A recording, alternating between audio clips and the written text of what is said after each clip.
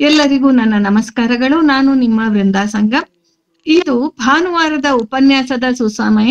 ಎಲ್ಲರಿಗೂ ಮತ್ತೊಮ್ಮೆ ಸ್ವಾಗತಗಳನ್ನ ಕೋರ್ತಾ ಕಾರ್ಯಕ್ರಮದ ಪ್ರಾರಂಭಕ್ಕೆ ಶ್ರೀಮತಿ ಭೂದೇವಿ ಕುಲಕರ್ಣಿಯವರು ಪ್ರಾರ್ಥನೆ ಹೇಳ್ತಾರೆ. ಹರೇ ಶ್ರೀನಿವಾಸ. ಹಕ್ಕಿಯ ಹೆಗಲೇರಿ ಬಂದವಗೆ ನೋಡಕ್ಕ ಮನಸೋತೆ ನಾನವಗೆ. ಹಕ್ಕಿಯ ಹೆಗಲೇರಿ ಬಂದವಗೆ ನೋಡಕ್ಕ ಮನಸೋತೆ ನಾನವಗೆ. ಸತ್ರಾಜಿತನ ಮಗಳೆತ್ತಿದ ಉನ್ಮತ್ತ ನರಕ ನೋಳುತ್ತ ಕಾದಿದ. ಸತ್ರಾಜಿತನ ಮಗಳೆತ್ತಿದ ಉನ್ಮತ್ತ ನರಕ ನೋಳುತ್ತ ಕಾದಿದ.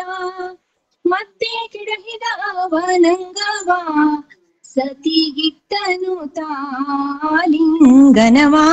ಹಕ್ಕಿಯ ಹೆಗಲೇರಿ ಬಂದವಗೆ ನೋಡಕ್ಕ ಮನಸೋತೆ ನಾನವಗೆ. 16,000 ನಾರಿಯರ ಸೇರೆ ಮುದದಿಂದ ಬಿಡಿಸಿದ ಮನೋಹರ. 16,000 ನಾರಿಯರ ಸೇರೆ ಮುದದಿಂದ ಬಿಡಿಸಿ ಮನೋಹರ. ಅದಿತಿಯ ಕುಂಡಲ ಗಳಿಸಿದ ಅರವಿಂದ ನೃಪರ ಸಲಹಿದ ಧೀರ. ಹಕ್ಕಿಯ ಹೆಗಲೇರಿ ಬಂದವಗೆ ನೋಡಕ್ಕ ಮನಸೋತೆ ನಾನವಗೆ. ನರಕ ಚತುರ್ದಶಿ ಪರ್ವದ ದೀನ ಹರುಷದಿ ಪ್ರಕಟವಾದನು ದೇವಾ. ನರಕ ಚತುರ್ದಶಿ ಪರ್ವದ ದೀನ ಹರುಷದಿ ಪ್ರಕಟವಾದನು ದೇವಾ. ಶರಣಾಗತರ ಭಕ್ತ ವತ್ಸಲ ರಂಗ ಭಾಗವತರ ಪರಿಪಾಲ. ಹಕ್ಕಿಯ ಹೆಗಲೇರಿ ಬಂದವಗೆ ನೋಡಕ್ಕ ಮನಸೋತೆ ನಾನವಗೆ. ಹೊಗಳಿ ಕೃಷ್ಣಯ್ಯನ ಮಹಿಮೆಯ ಮುತ್ತಿ ನಗರದ ಅರಸನ ಕೀರ್ತಿಯ. ಹೊಗಳಿ ಕೃಷ್ಣಯ್ಯನ ಮಹಿಮೆಯ ಮುತ್ತಿ ನಗರದ ಅರಸನ ಕೀರ್ತಿಯ. ಜಗದೀಶ ಪ್ರಸನ್ನ ವೆಂಕಟೇಶನು ಭಕ್ತರ ಗಾರಿ ರವಿಕೋಟಿ ಪ್ರಕಾಶನು. ಹಕ್ಕಿಯ ಹೆಗಲೇರಿ ಬಂದವಗೆ ನೋಡಕ್ಕ ಮನಸೋತೆ ನಾನವಗೆ. ಹಕ್ಕಿಯ ಹೆಗಲೇರಿ ಬಂದವಗೆ ನೋಡಕ್ಕ ಮನಸೋತೆ ನಾನವಗೆ. ನೋಡಕ್ಕ ಮನಸೋತೆ ನಾನವಗೆ. ಹರೇ ಶ್ರೀನಿವಾಸ. ಸುಂದರವಾಗಿ ಹಕ್ಕಿಯ ಹೆಗಲೇರಿದವನನ್ನ ಕರೆದ ಶ್ರೀಮತಿ ಭೂದೇವಿ ಕುಲಕರ್ಣಿ ಅವರಿಗೆ ಧನ್ಯವಾದಗಳು. ನಾವು ಪರಮಾತ್ಮನನ್ನ ಹಕ್ಕಿಯ ಹೆಗಲ ಮೇಲೆ ಕೂಡಿಸಿಕೊಂಡು ಕರ್ಕೊಂಡು ಬಂದೇವಿ. ಹಂಗ ರಥೋತ್ಸವ, ಗರುಡ ವಾಹನ, ತುರಗ ವಾಹನ ಹಿಂಗನೂ ಮೆರವಣಿಗೆ ಮಾಡ್ತೇವಿ. ಮತ್ತ ದಾಸ ಸಾಹಿತ್ಯದಾಗ ಕುದುರೆ ಬಂದದ, ಚೆಲುವ ಕುದುರೆ ಬಂದದ ಅಂತ ಒಂದ್ ಹಾಡದ. ಕುರುಡು ನಾಯಿತ ಸಂತೆಗೆ ಬರ್ತದ. ಹಿಂಗ ಪ್ರಾಣಿಗಳನ್ನ ದಾಸ ಸಾಹಿತ್ಯದೊಳಗ ನೋಡ್ತೀವಿ. ಈ ಪ್ರಾಣಿಗಳು ಒಂದೊಂದು ಸೂಚ್ಯವಾಗಿ ಆ ಹಾಡಿನಾಗ ಕಂಡು ಬರ್ತಾವ. ಈಗ ಕುದುರಿ ವೇಗಕ್ಕ ಸೂಚಕ, ಮನಸ್ಸು ಕೂಡ ಹುಚ್ಚು ಕುದುರಿ ಹಂಗ ಅಂತ ಹೋಲಿಕೆ ಮಾಡಬಹುದು. ಹಂಗ ನಾಯಿ, ಹಿಂಗ ಅನೇಕ ಪ್ರಾಣಿಗಳು ಮತ್ತ ಪೌರಾಣಿಕ ಪಾತ್ರಗಳನ್ನ ನಾವು ಒಂದೊಂದು ಸೂಚಕಗಳನ್ನಾಗಿ ತಿಳಿದು ಬಳಸ್ತೇವಿ. ಈ ಸೂಚ್ಯವನ್ನ ತಿಳಿದೇನೆ ಅರ್ಥಕ್ಕ ಪ್ರಯತ್ನಿಸಿದ್ರೆ ಗೂಢಾರ್ಥದ ಚೆಲುವು ಸವಿ ನಮಗ ಸಿಗೋದಿಲ್ಲ. ಅದರ ಪ್ರಯೋಗದ ವಿವರಣೆ ದಾಸ ಸಾಹಿತ್ಯದೊಳಗ ಹೆಂಗದ ಅಂದ್ರ, ಹರಿದಾಸ ಸಾಹಿತ್ಯದೊಳಗ ಪೌರಾಣಿಕ ಪಾತ್ರಗಳ ಮರುಪರಿಶೀಲನೆಯನ್ನ ಯಾವ ರೀತಿಯೊಳಗ ಮಾಡಬೇಕು ಅದರ ಪರಿಯ ವಿವರಣೆಯನ್ನ ನಾವು ಇವತ್ತು ತಿಳಿಯೋಣಂತ. ಇದನ್ನ ಹೊಸ ವಿಶ್ಲೇಷಣೆಯೊಳಗ ಅಂದ್ರ ಸಾಮಾನ್ಯವಾಗಿ ನಾವೆಲ್ಲ ಗಮನಿಸದ ಹರಿದಾಸರು ಬಳಸಿದ ಪೌರಾಣಿಕ ಪಾತ್ರಗಳ ಸೂಚ್ಯದ ವಿವರಣೆಗಳ ಬಗ್ಗೆ ಮಾತನಾಡುವವರು ಶ್ರೀಯುತ MRN ಸರ್ ಅವರು. ಶ್ರೀಯುತ MRN ಸರ್ ಅವರು ಅಂತರ್ಜಾಲದಲ್ಲಿ ನಡೆಯುವ ಉಪನ್ಯಾಸಗಳಿಗೆ ಜಾಲನ್ಯಾಸ ಅಂತ ಒಂದು ಚಂದದ ಹೆಸರಿಟ್ಟವರು. ಶ್ರೀ MRN ಸರ್ ಅವರೇ ಅವರ ಉಪನ್ಯಾಸದ ಪ್ರಾರಂಭಕ್ಕೆ ನಾನು ಹೇಳಿಬಿಡ್ತೇನೆ. ಇಲ್ಲೇ ಅವರು ದಾಸ ಸಾಹಿತ್ಯದ ಚೌಕಟ್ಟಿನೊಳಗ ನಿಂತು ಸಿದ್ಧ ಚೌಕಟ್ಟಿನ ಆಚೆಗೆ ನೋಡುವ ಪ್ರಯತ್ನವನ್ನ ನಮಗ ಮಾಡಿಸ್ತಾರೆ. ಅದಕ್ಕಾಗಿ ಅವರ ಉಪನ್ಯಾಸ ಇದ್ದಾಗ ಬರಿಗೆ ಕಿವಿಗೆ ಮಾತ್ರ ಅಲ್ಲ, ಕಣ್ಣು ಕೈಗೂ ಕೆಲಸ ಇರ್ಬೇಕು, ಅಂದ್ರ ಪೇಪರು ಪೆನ್ನು ಜೊತೆಗಿರ್ಬೇಕು ಅಂತ ನಾನು ಪ್ರತಿಯೊಂದು ಉಪನ್ಯಾಸದೊಳಗ ಹೇಳ್ತೇನೆ. ಶ್ರೀಯುತ ಎಂ.ಆರ್.ಎನ್. ಸರ್ ಅವರು ನಮ್ಮ ಸಮೂಹದ ಕಲಾವಿದರು ಅಂತ, ನಿಲಯದ ಕಲಾವಿದರು ಅಂತೇವಲ್ಲ, ಹಂಗ ನಮ್ಮ ಸಮೂಹದ ಹಿರಿಯರು ಮತ್ತು ಜ್ಞಾನಿಗಳು. ಅವ್ರನ್ನ ನಾವು ನಮ್ಗೆ ಏನೇ ಒಂದು ಹೊಸತನ ಬೇಕು ಅಂದಾಗೆಲ್ಲ ನಾವು ಅವ್ರನ್ನ ಕರಿತೀವಿ.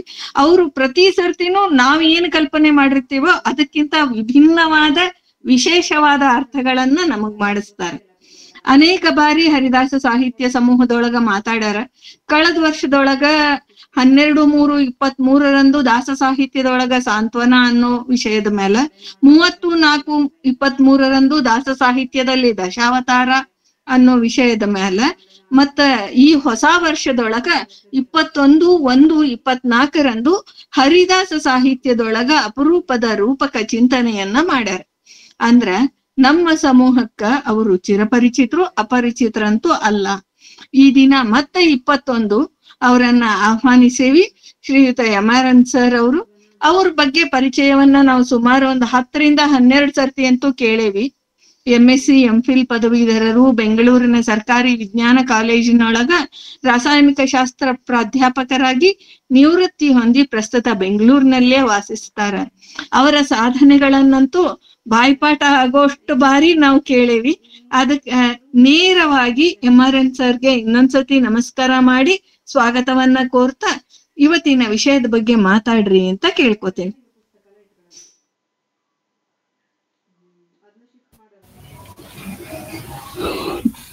ಪ್ರತಿಕೂಲ ಮನೆ ಸಂದರ್ಭದಲ್ಲಿ ಕೂಡ ನನ್ನ ಕೈಲಿ ಮಾತನಾಡಿಸುತ್ತಿರುವ ನಿಮ್ಮ ಸ್ಫೂರ್ತಿಗೆ ನನ್ನ ಗೌರವಪೂರ್ವಕ ನಮಸ್ಕಾರ.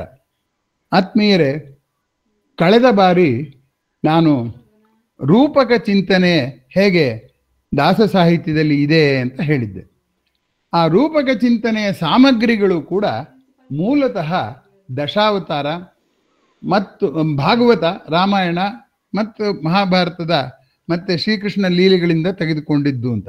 ಈಗ ಅಲ್ಲಿ ತೆಗೆದುಕೊಂಡಂತಹ ಪ್ರಸಂಗಗಳೂ ಕೂಡ ರೂಪಕಗಳೇ ಅಂತ ನಾನು ಇವತ್ತು ನಿಮ್ಮೊಂದಿಗೆ ಈ ಸಮಯದ ಮಿತಿಯಲ್ಲಿ ಎಷ್ಟು ಕಥೆಗಳನ್ನ ಪ್ರಸ್ತಾಪ ಮಾಡಬಹುದೋ ಅಷ್ಟು ಕಥೆಗಳನ್ನ ಪ್ರಸ್ತಾಪ ಮಾಡಿ ಹೇಳೋದಕ್ಕೆ ಪ್ರಯತ್ನ ಪಡ್ತೇನೆ.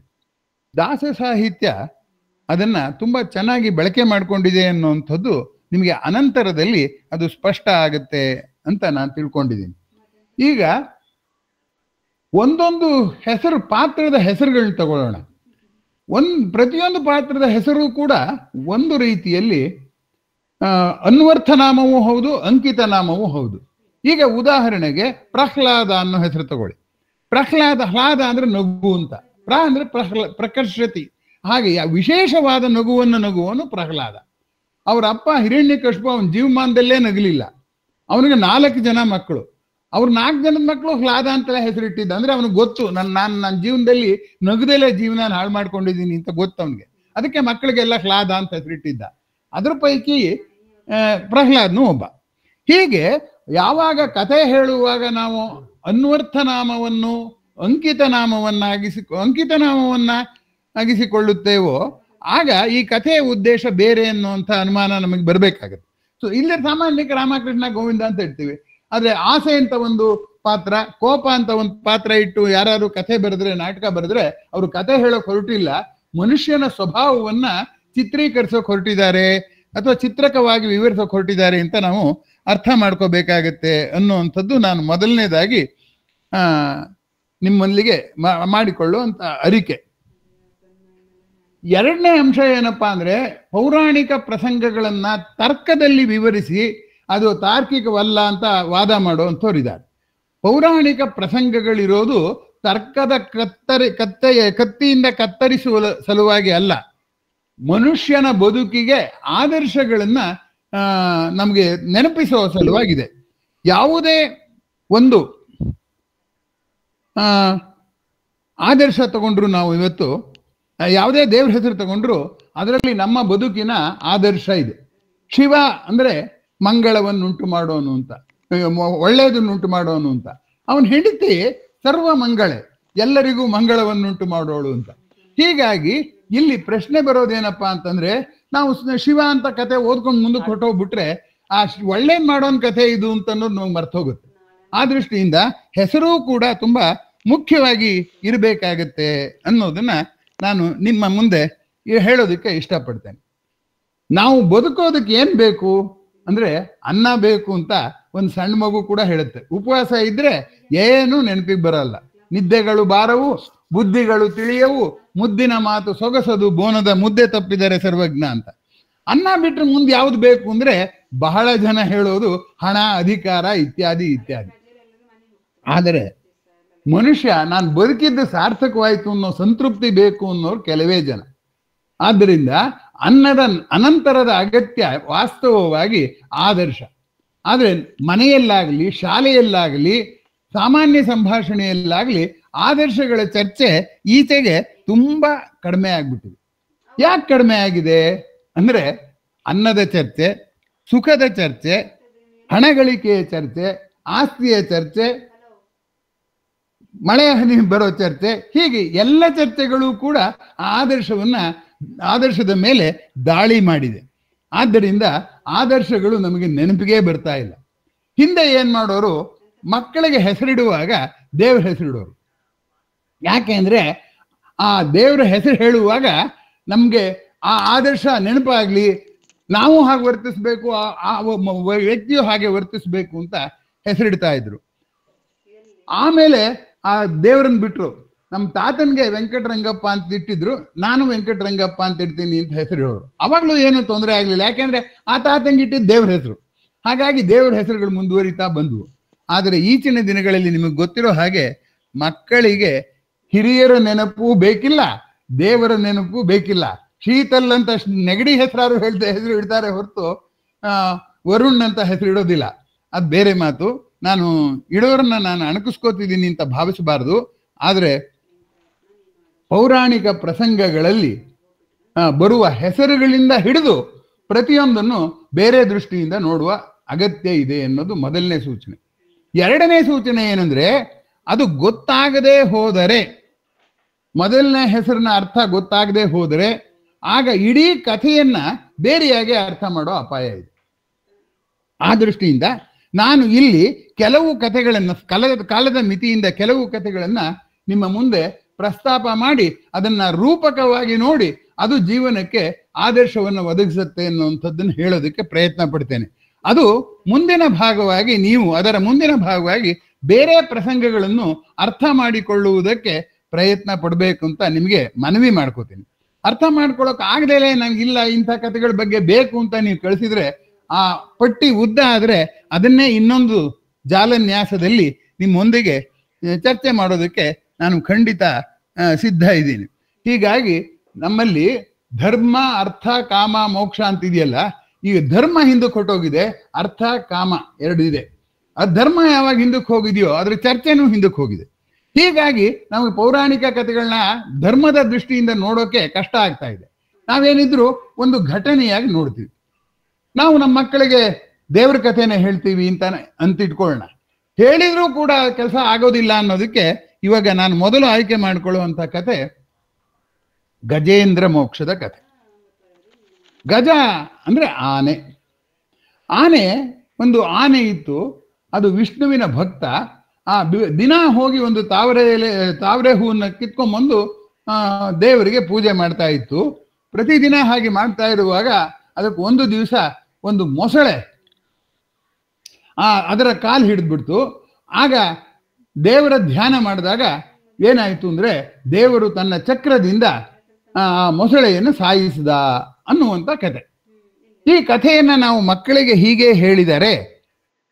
ಹೇಳಿದ್ದನ್ನು ಕೇಳಿದ ನನ್ನ ಗೆಳೆಯನೊಬ್ಬ ತುಂಬಾ ವಿಚಿತ್ರವಾಗಿ ಅದನ್ನ ವಿಶ್ಲೇಷಣೆ ಮಾಡ್ದ. ಭಾರತೀಯರಿಗೆ ಆತ್ಮವಿಶ್ವಾಸವನ್ನ ಈ ಕಥೆ ಬೆಳೆಸೋದಿಲ್ಲ. ಮೊಸಳೆ ಕಚ್ಚಿದ್ರೆ ಹೋಗಿ ಫೈಟ್ ಮಾಡ್ಬೇಕು ಅಂತ ಹೇಳ್ಕೊಡೋದು ಬಿಟ್ಬಿಟ್ಟು ಆಚೆ ಕಡೆಯಿಂದ ನಾರಾಯಣ ಬಂದ್ಬಿಟ್ಟು ಚಕ್ರದಲ್ಲಿ ಅದನ್ನ ಸಾಯಿಸ್ತಾನೆ ಅಂತ ಹೇಳೋದಾದ್ರೆ ಕಾಣದ ದೇವರಿಗೆ ಯಾರು ಆಶ್ರಯಿಸಿ ನಿಮ್ಮನ್ನು ಮಾತ್ರ ನೀವು ನಂಬೇಡಿ ಅಂತ ಹೇಳ್ಕೊಡ್ತಿದೆ ನಿಮ್ ಪುರಾಣದ ಕತೆ ಅಂತ ಅವನು ಹೇಳ್ದ. ಈಗ ನಾವು ಕಥೆ ಹೇಳಿ ಇಷ್ಟಕ್ಕೆ ನಿಲ್ಲಿಸಿದರೆ ಅದು ಹಾಗೆ ಆಗುವಂಥದ್ದೇ. ಈಗ ನಾನು ಆ ಕಥೆಯ ಬೇರೊಂದು ಧೋರಣೆಯಲ್ಲಿ ನೋಡ್ತೀನಿ. ಗಜೇಂದ್ರ ಇದಾನಲ್ಲ, ಆ ಗಜೇಂದ್ರ ಮಾಡ್ತಾ ಇದ್ದದ್ದು ದೇವರ ಪೂಜೆ. ಆದರೂ ಅವನಿಗೊಂದು ಅಹಂಕಾರ ಇತ್ತು. ಏನಂದ್ರೆ ನಾನು ಒಂದು ದಿವಸ ಬಿಡ್ದಾಗೆ ತುಂಬಾ ವ್ಯವಸ್ಥಿತವಾಗಿ ಪ್ರತಿದಿನ ಆ ಕೊಳಕ್ಕೆ ಹೋಗಿ ತಾವರೆ ಹೂ ಕಿತ್ತು ದೇವರಿಗೆ ಪೂಜೆ ಮಾಡ್ತಾ ಇದ್ದೀನಿ, ಯಾರು ಹೀಗೆ ಮಾಡಿಲ್ಲ ಅನ್ನುವ ಅಹಂಭಾವ ಇರುತ್ತೆ.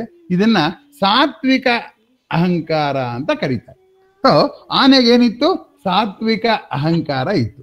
ಆಗ ಆನೆ ಒಂದು ದಿವಸ ತಾವರೆ ಕೊಳಕ್ಕೆ ಹೋದಾಗ ನೀರಿನಿಂದ ಮೊಸಳೆ ಬಂದು ಅವನ ಕಾಲು ಹಿಡಿಯುತ್ತೆ. ಅಂದ್ರೆ ಆನೆ ಅನ್ನೋದು ಆನು ಅಂದ್ರೆ ನಾನು ಅಂತ, ಆನೆ ಅಂದ್ರೆ ನಾನೇ ಅಂತ, ಅಂದ್ರೆ ಅಹಂಕಾರ ಅಂತ. ಆನೆ ಯಾವಾಗ್ಲೂ ಕೂಡ ಆನೆ ಯಾವಾಗ್ಲೂ ಅಹಂಕಾರದ ಸಂಕೇತವೇ. ಈಗ ಶ್ರೀನಾಥ್ ಶರೀಫ್ ಸಾಹೇಬ್ರು ಪದ್ಯ ತಗೊಳ್ಳಿ. ನೀ ಮಾಡೋದು ಘಳಿಗಿ ಸಂತಿ, ಮೇಲು ಮಾಳಿಗೆ ಕಟ್ಟಬೇಕಂತಿ, ಆನೆ ಅಂಬಾರಿ ಏರಬೇಕಂತಿ. ಯಾವ ಸಾಮಾನ್ಯ ಮನುಷ್ಯ ಆನೆ ಅಂಬಾರಿ ಏರ್ಬೇಕು ಅಂತಂತಾನೆ? ಯಾರು ಅನ್ನಲ್ಲ. ಆದ್ರೂ ಅವ್ರು ಯಾಕೆ ಬರೆದ್ರು ಅಂದ್ರೆ ಆನೆ ಅಂಬಾರಿ ನಾನು ಒಳ್ಳೆ ಕೆಲಸ ಮಾಡಿ ಧನ್ಯತೆಯ ಅಹಂಕಾರದಲ್ಲಿ ಬದುಕ್ತೀನಿ ಅಂತ. ಹಾಗಾಗಿ ಆನೆ ಅನ್ನೋದು ಅಹಂಕಾರದ ಸಂಕೇತ. ಆ ಅಹಂಕಾರವನ್ನು ಕಳೆಯೋದಕ್ಕೆ ಯಾವ ನೀರಿನಲ್ಲಿ ತಾವರೆ ಸಿಗುತ್ತೋ ಅದೇ ನೀರಿನಲ್ಲಿ ಮೊಸಳೆ ಇದೆ. ನೀರು ಅನ್ನೋದು ಮಾನಸ ಸರೋವರ, ನನ್ನ ಮನಸ್ಸಿನಲ್ಲಿರುವಂತ ಸರೋವರ. ಅದರಲ್ಲಿ ಅರಳಿರೋದು ತಾವರೆ ಅನ್ನೋ ಭಕ್ತಿ. ಆ ತಾವರೆ ಅನ್ನೋ ಭಕ್ತಿಯನ್ನ ಭಗವಂತನಿಗೆ ಸಮರ್ಪಿಸಬೇಕು. ಅದು ವಿಚಿತ್ರ ನೋಡಿ ಹೇಗಿದೆ. ಪರಮಾತ್ಮನಿಗೆ ಏನೂ ಆಗ್ಬೇಕಾಗಿಲ್ಲ, ಅವನು ನಿತ್ಯ ತೃಪ್ತ. ನಿತ್ಯ ತೃಪ್ತನು ರಾಮ ಅಂತ ನೀವು ಕೇಳಿದಿರ. ನಿತ್ಯ ತೃಪ್ತನಿಗೆ ಈ ಭಕ್ತನ ಬಗ್ಗೆ ಯಾಕೆ ಇಷ್ಟೊಂದು ಪ್ರೀತಿ? ಹೀಗೆ ಕಾಪಾಡ್ತಾನೆ ಅನ್ನೋ ಕಥೆ ಅಲ್ಲ ಇಲ್ಲಿ ನಾವು ಗಮನಿಸಬೇಕಾದ್ದಿಲ್ಲಿ. ದೇವರು ಯಾಕೆ ನಮ್ಮನ್ನ ಆಸೆ ಪಡ್ತಾನೆ ಅಂದ್ರೆ ನೀವು ಮುಂದೆ ಬನ್ನಿ ಅಂತ ಸಹಾಯ ಮಾಡ್ತಾನೆ ಅನ್ನೋವಂಥದ್ದು. ಅವನು ಅತೃಪ್ತಿಯಿಂದ ಕೆಲಸ ಮಾಡಿ, ನಮ್ಗೆ ನಾನು ಕೊಂಡ್ಕೋಬೇಕು ಅಂತ ಆಸೆ ಆದ್ರೆ ನಾನು ಕೊಂಡ್ಕೊಳ್ಳೋದು ಹೋಗೋದು, ಕೆಲಸ ಮಾಡ್ಬೇಕಾದ್ರೆ ನಾವು ಅತೃಪ್ತಿಯಿಂದಲೇ ಕೆಲಸ ಮಾಡೋದು. ಅದಕ್ಕೆ ದೇವರನ್ನು ಹಾಗೆ ಅಂತ ನಾವು ತೀರ್ಮಾನ ಮಾಡಿದೀವಿ. ಇಲ್ಲಿ ತಾಪತ್ರಯ ಬರುತ್ತೆ, ಅದು ಹಾಗಿರ್ಲಿ. ಈಗ ಆ ಮೊಸಳೆ ಕಚ್ಚಿತು ಅಂದಾಗ, ಮೊಸಳೆ ಅನ್ನೋದು ಯಾವಾಗ್ಲೂ ಕೂಡ ಏನಪ್ಪಾ ಅಂತಂದ್ರೆ ಯಾವುದೇ ಪ್ರಾಣಿ ಸಿಕ್ಕಿದ್ರೆ ಅದನ್ನ ಸಾಯಿಸೋದಿಲ್ಲ, ಕಚ್ಚಿ ಕಚ್ಚಿ ಕಚ್ಚಿ ಕಚ್ಚಿ ಚೂರ್ ಮಾಡಿ ಹಾಕತ್ತೆ. ಹಾಗೆ ಮನುಷ್ಯ ಆಸೆಯ ಬಲೆಗೆ ಬಿದ್ರೆ ಅವನು ಹುಲಿ ಬಾಯಿಗೆ ಸಿಕ್ಕಿದಾಗಲ್ಲ, ಹುಲಿ ಮೊದಲಿಗೆ ಕೊಂದುಬಿಟ್ಟು ರಕ್ತ ತೆಕ್ಕೊಂಡ್ಬಿಡುತ್ತೆ. ಆದ್ರೆ ಮೊಸಳೆ ಚೂರ್ ಚೂರೇ ಕಚ್ಚುತ್ತಲ್ಲ, ಅಷ್ಟು ನೋವು ಅನುಭವಿಸ್ಬೇಕಾಗತ್ತೆ. ನಿಧಾನವಾಗಿ ಬಹಳ ಕಾಲದವರೆಗೆ ನೋವನ್ನು ಅನುಭವಿಸೋ ಹಾಗೆ ಮಾಡುವಂತ ಮೊಸಳೆ ಯಾವುದಪ್ಪ ಅಂದ್ರೆ ನಮ್ಮ ಆಸೆಗಳು. ಅದನ್ನೇ ಪುರಂದರದಾಸರು ಹೆಂಗ್ ಹೇಳ್ತಾರೆ ನೋಡಿ, ಕರಿ ಮಕರಿಗೆ ಸಿಕ್ಕಿ ಮೊರೆ ಇಡುತ್ತಿರುವಾಗ ರಾಮನಾಮ ಎಂಬ ನಾಮವೇ ಕಾಯ್ದುದು ಅಂತ ಹೇಳ್ತಾರೆ. ಮಕರಿ ಅಂದ್ರೆ ಮೊಸಳೆ ನೋಡಿ, ಕರಿ ಅಂದ್ರೆ ಆನೆ. ಆ ಪದ ಎಷ್ಟು ಚೆನ್ನಾಗಿ ಬಳಸಿದ್ದಾರೆ. ಕರಿ ಮಕರಿಗೆ ಸಿಕ್ಕಿತಂತೆ. ಆಗ ಹೊರಗಡೆಯಿಂದ ಸುದರ್ಶನ ಚಕ್ರ ಕಳಿಸ್ದ ಅಂತಂದಾಗ ನಾವು ಇದನ್ನ ಕಥೆ ಕೇಳಿದವ್ರು ನನ್ನ ಸ್ನೇಹಿತ ಹೇಳಿದಾಗೆ ನಮ್ಮ ಕಷ್ಟಕ್ಕೆ ಹೊರಗಡೆಯಿಂದ ದೇವ್ರಾಗ್ತಾನೆ ಅಂತ. ಆದರೆ ನನ್ನೊಳಗೆ ಆ ದೇವರಿದ್ದಾನೆ, ನಾನು ಒಳ್ಳೆ ಕೆಲಸ ಮಾಡಿದ್ದೀನಿ, ಆ ದೇವರ ಸಹಾಯದಿಂದ ಈ ಮೊಸಳೆಯನ್ನು ಗೆಲ್ಲಬಲ್ಲೆ ಅನ್ನೋ ಆತ್ಮವಿಶ್ವಾಸ ಇವನಿಗೆ ಬಂತಲ್ಲ, ಅದೇ ಸುದರ್ಶನ ಚಕ್ರ. ಅವಾಗ ಆಸೆಯನ್ನು ಅವನು ಗೆಲ್ತಾನಲ್ಲ, ಅದು ಮೊಸಳೆಯನ್ನು ಸಾಯಿಸಿದ ಹಾಗೆ ಅಂತ. ನೀವು ಅತಿಯಾದ ಕಲ್ಪನೆ ಮಾಡ್ಬಿಟ್ಟು ಕಥೆಗೆ ಇನ್ನೊಂದು ಅರ್ಥ ಕೊಟ್ಟಿನಿ ಅಂತ ನಿಮ್ಗೆ ಅನ್ಸುತ್ತೆ ಅಂತ ನನಗೆ ಗೊತ್ತು. ರಾಮಾಯಣ ಓದಿ.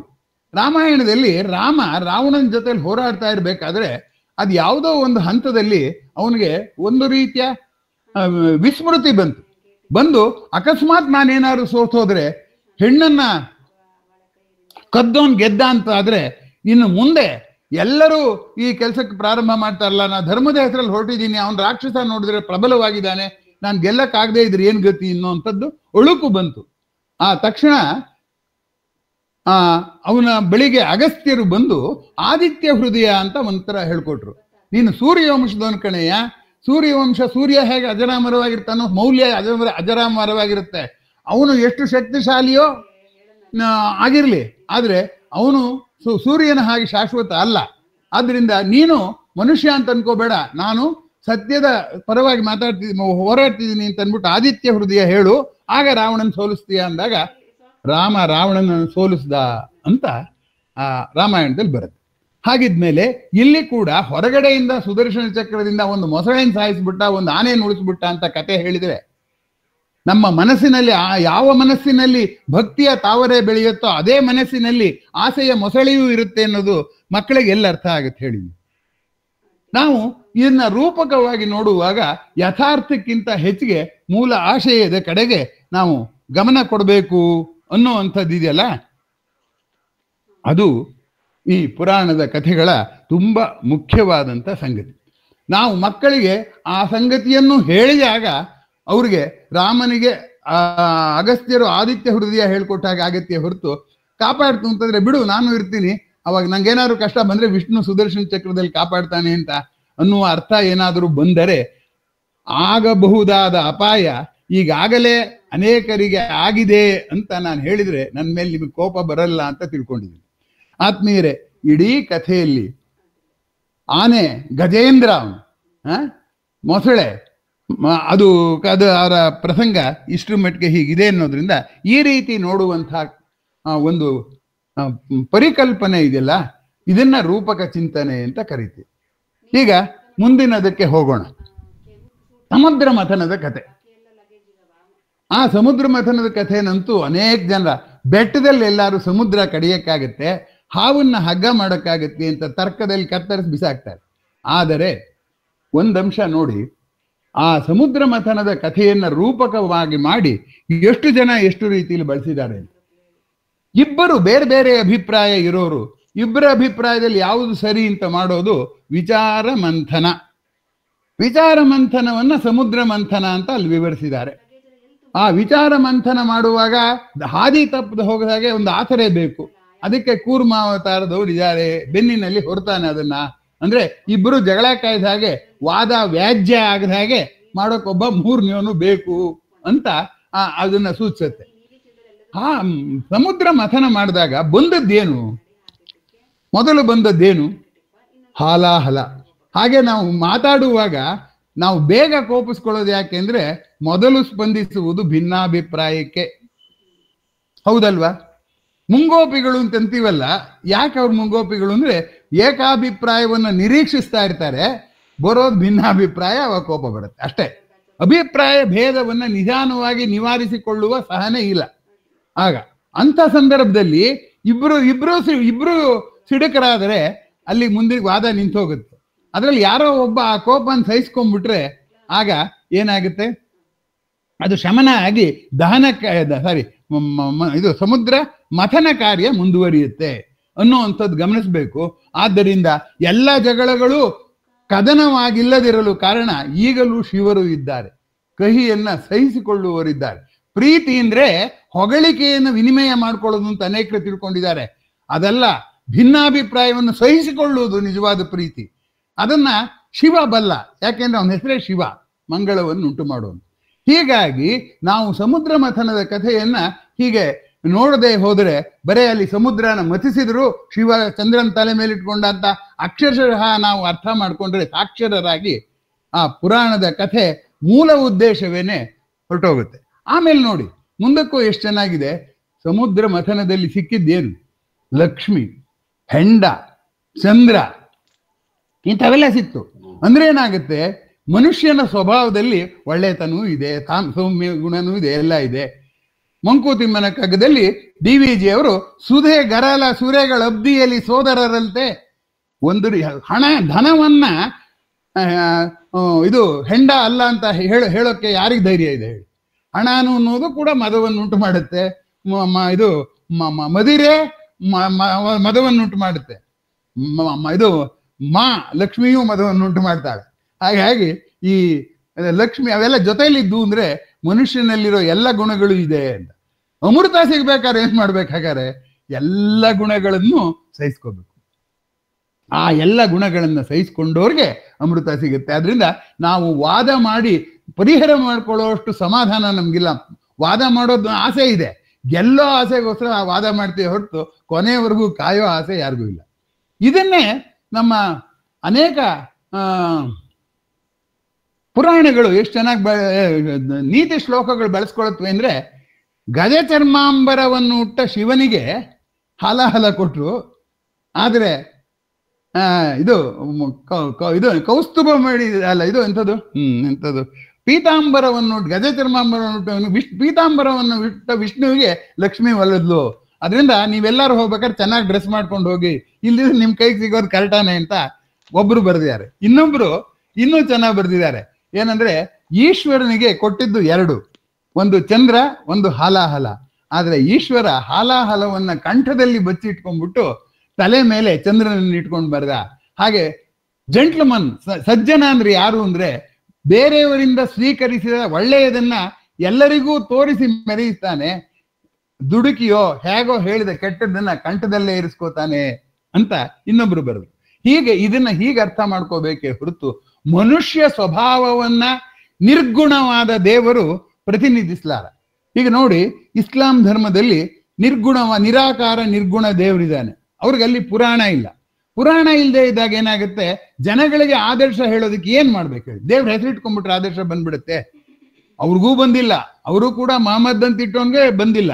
ನಾವು ಶಿವ ಅಂತ ಇಟ್ಟೋನು ಸಿಡುಕನಾಗೆ ಇರ್ತಾನೆ, ಅವನು ಎಲ್ರಿಗೂ ಒಳ್ಳೇದ್ ಮಾಡಲ್ಲ. ಹೆಸರು ಸಾಲ್ದು. ಆ ಹೆಸರಿನ ಹಿಂದಿನ ಆದರ್ಶಕ್ಕೆ ನಾವು ಹೋಗದೆ ಹೋದ್ರೆ ನಮ್ಮ ಪುರಾಣ ಎಲ್ಲ ಕೇವಲ ಶಬ್ದವಾಗ್ಬಿಡುತ್ತೆ. ನಾವು ಮಾಡುವ ಮೋಸಗಳಿಗೆ ಮುಖವಾಡ ಆಗ್ಬಿಡುತ್ತೆ. ಅದಕ್ಕೆ ಆಚೆಗೆ ಏನೂ ಆಗೋದಿಲ್ಲ. ಆದ್ದರಿಂದ ಈ ಪುರಾಣವನ್ನ ರೂಪಕವಾಗಿ ಮರುಪರಿಶೀಲನೆ ಮಾಡಬೇಕು ಅನ್ನೋದಕ್ಕೆ ಸಮುದ್ರ ಮಥನದ ಕಥೆ ಇದೆಯಲ್ಲ, ಅದಕ್ಕಿನ್ನ ಸ್ವಾರಸ್ಯವಾದ ಕಥೆ ನಿಮಗೆ ಬೇಕೆ?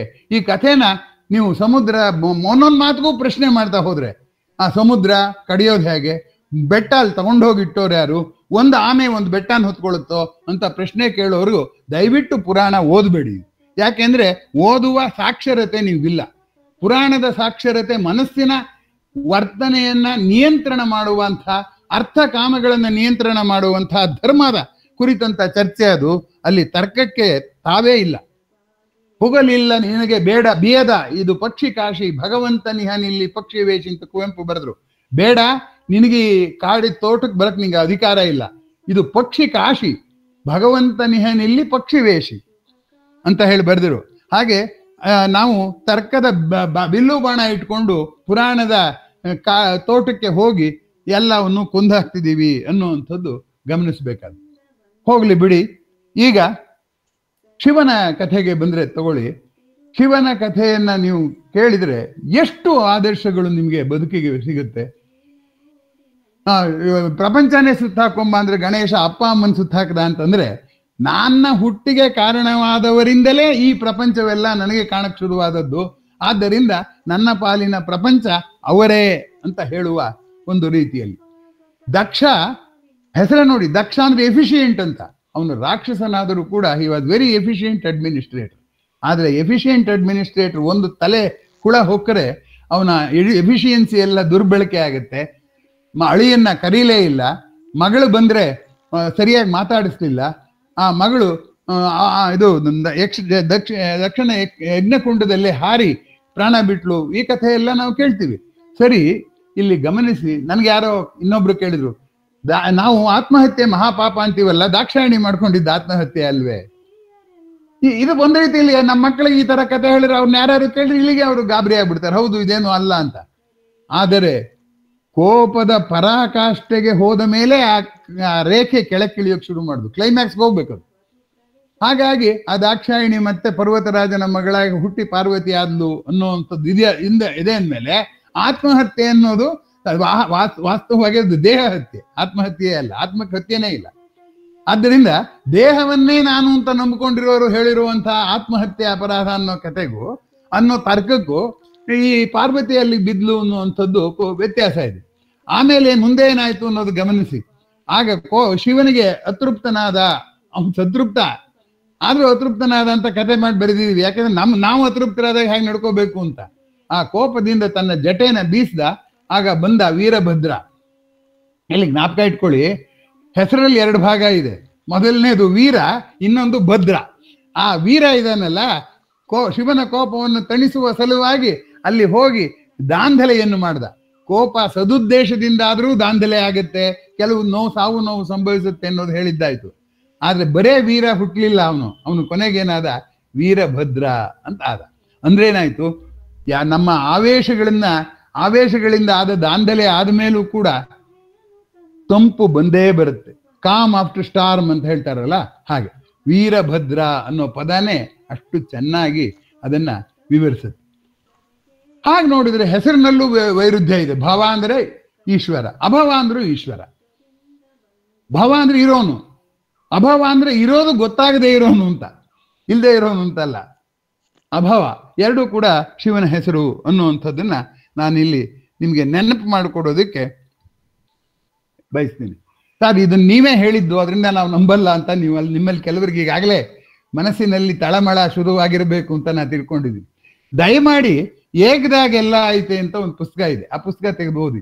ಅದರಲ್ಲಿ ರಾಮಾಯಣದ ಪ್ರಸಂಗಗಳನ್ನ, ಮಹಾಭಾರತದ ಪ್ರಸಂಗಗಳನ್ನ ಎಷ್ಟು ಚೆನ್ನಾಗಿ ಅವರು ಅದರಲ್ಲಿ ರೂಪಿಸ್ತಾ ಹೋಗ್ತಾರೆ ಅಂದ್ರೆ ಪ್ರತಿಯೊಂದಕ್ಕೂ ಅದನ್ನ ರೂಪಕವಾಗಿ ನೋಡಿ ಆನಂದ ಪಡುವ ಕ್ರಮ ಅದರಲ್ಲಿ ತಮಗೆ ಸ್ಪಷ್ಟ ಆಗುತ್ತೆ.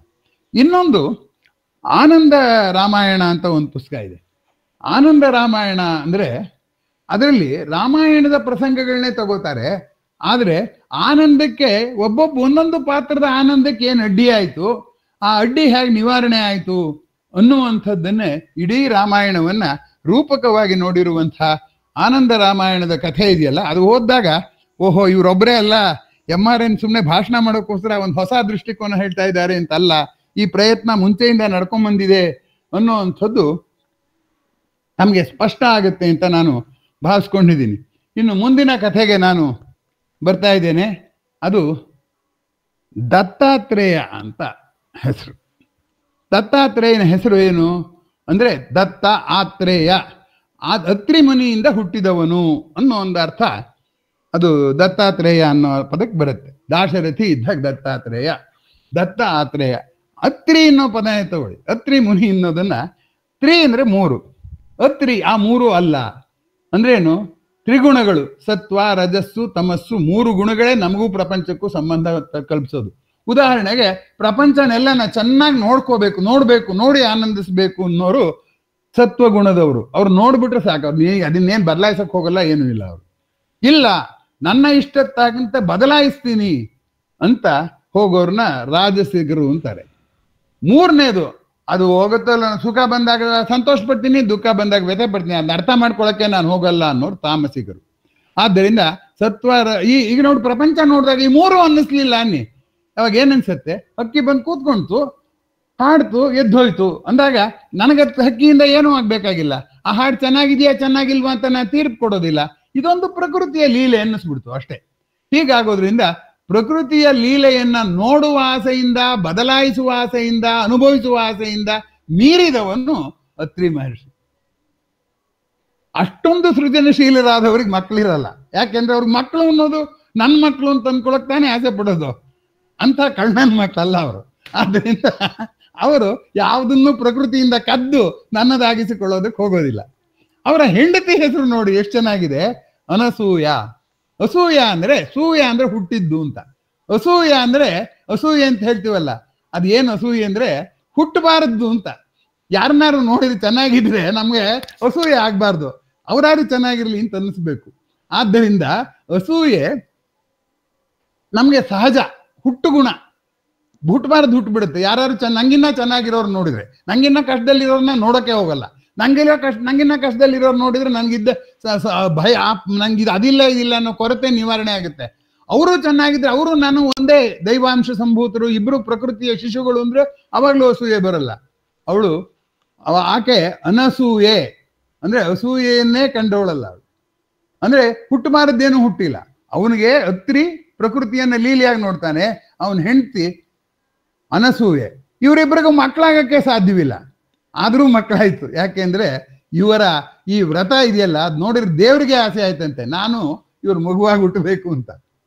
ಸೊ ಹೀಗಾಗಿ ಅನಸೂಯೆ, ಅತ್ರಿ, ದತ್ತಾತ್ರೇಯ ಎಲ್ಲ ಇದೆಯಲ್ಲ, ಈ ಎಲ್ಲ ಅಂಶಗಳನ್ನು ಕೂಡ ನಾವು ಇಲ್ಲಿ ಗಮನಿಸಬೇಕಾದ್ದು. ಇಷ್ಟರ ಮೇಲೆ ದತ್ತಾತ್ರೇಯನ ಫೋಟೋ ನೋಡಿ, ಚಿತ್ರ ನೋಡಿ, 3 ತಲೆ ಕೊಟ್ಟಿರ್ತಾರೆ. ಒಂದು ಬ್ರಹ್ಮ, ಒಂದು ವಿಷ್ಣು, ಒಂದು ಮಹೇಶ್ವರ ಅಂತ.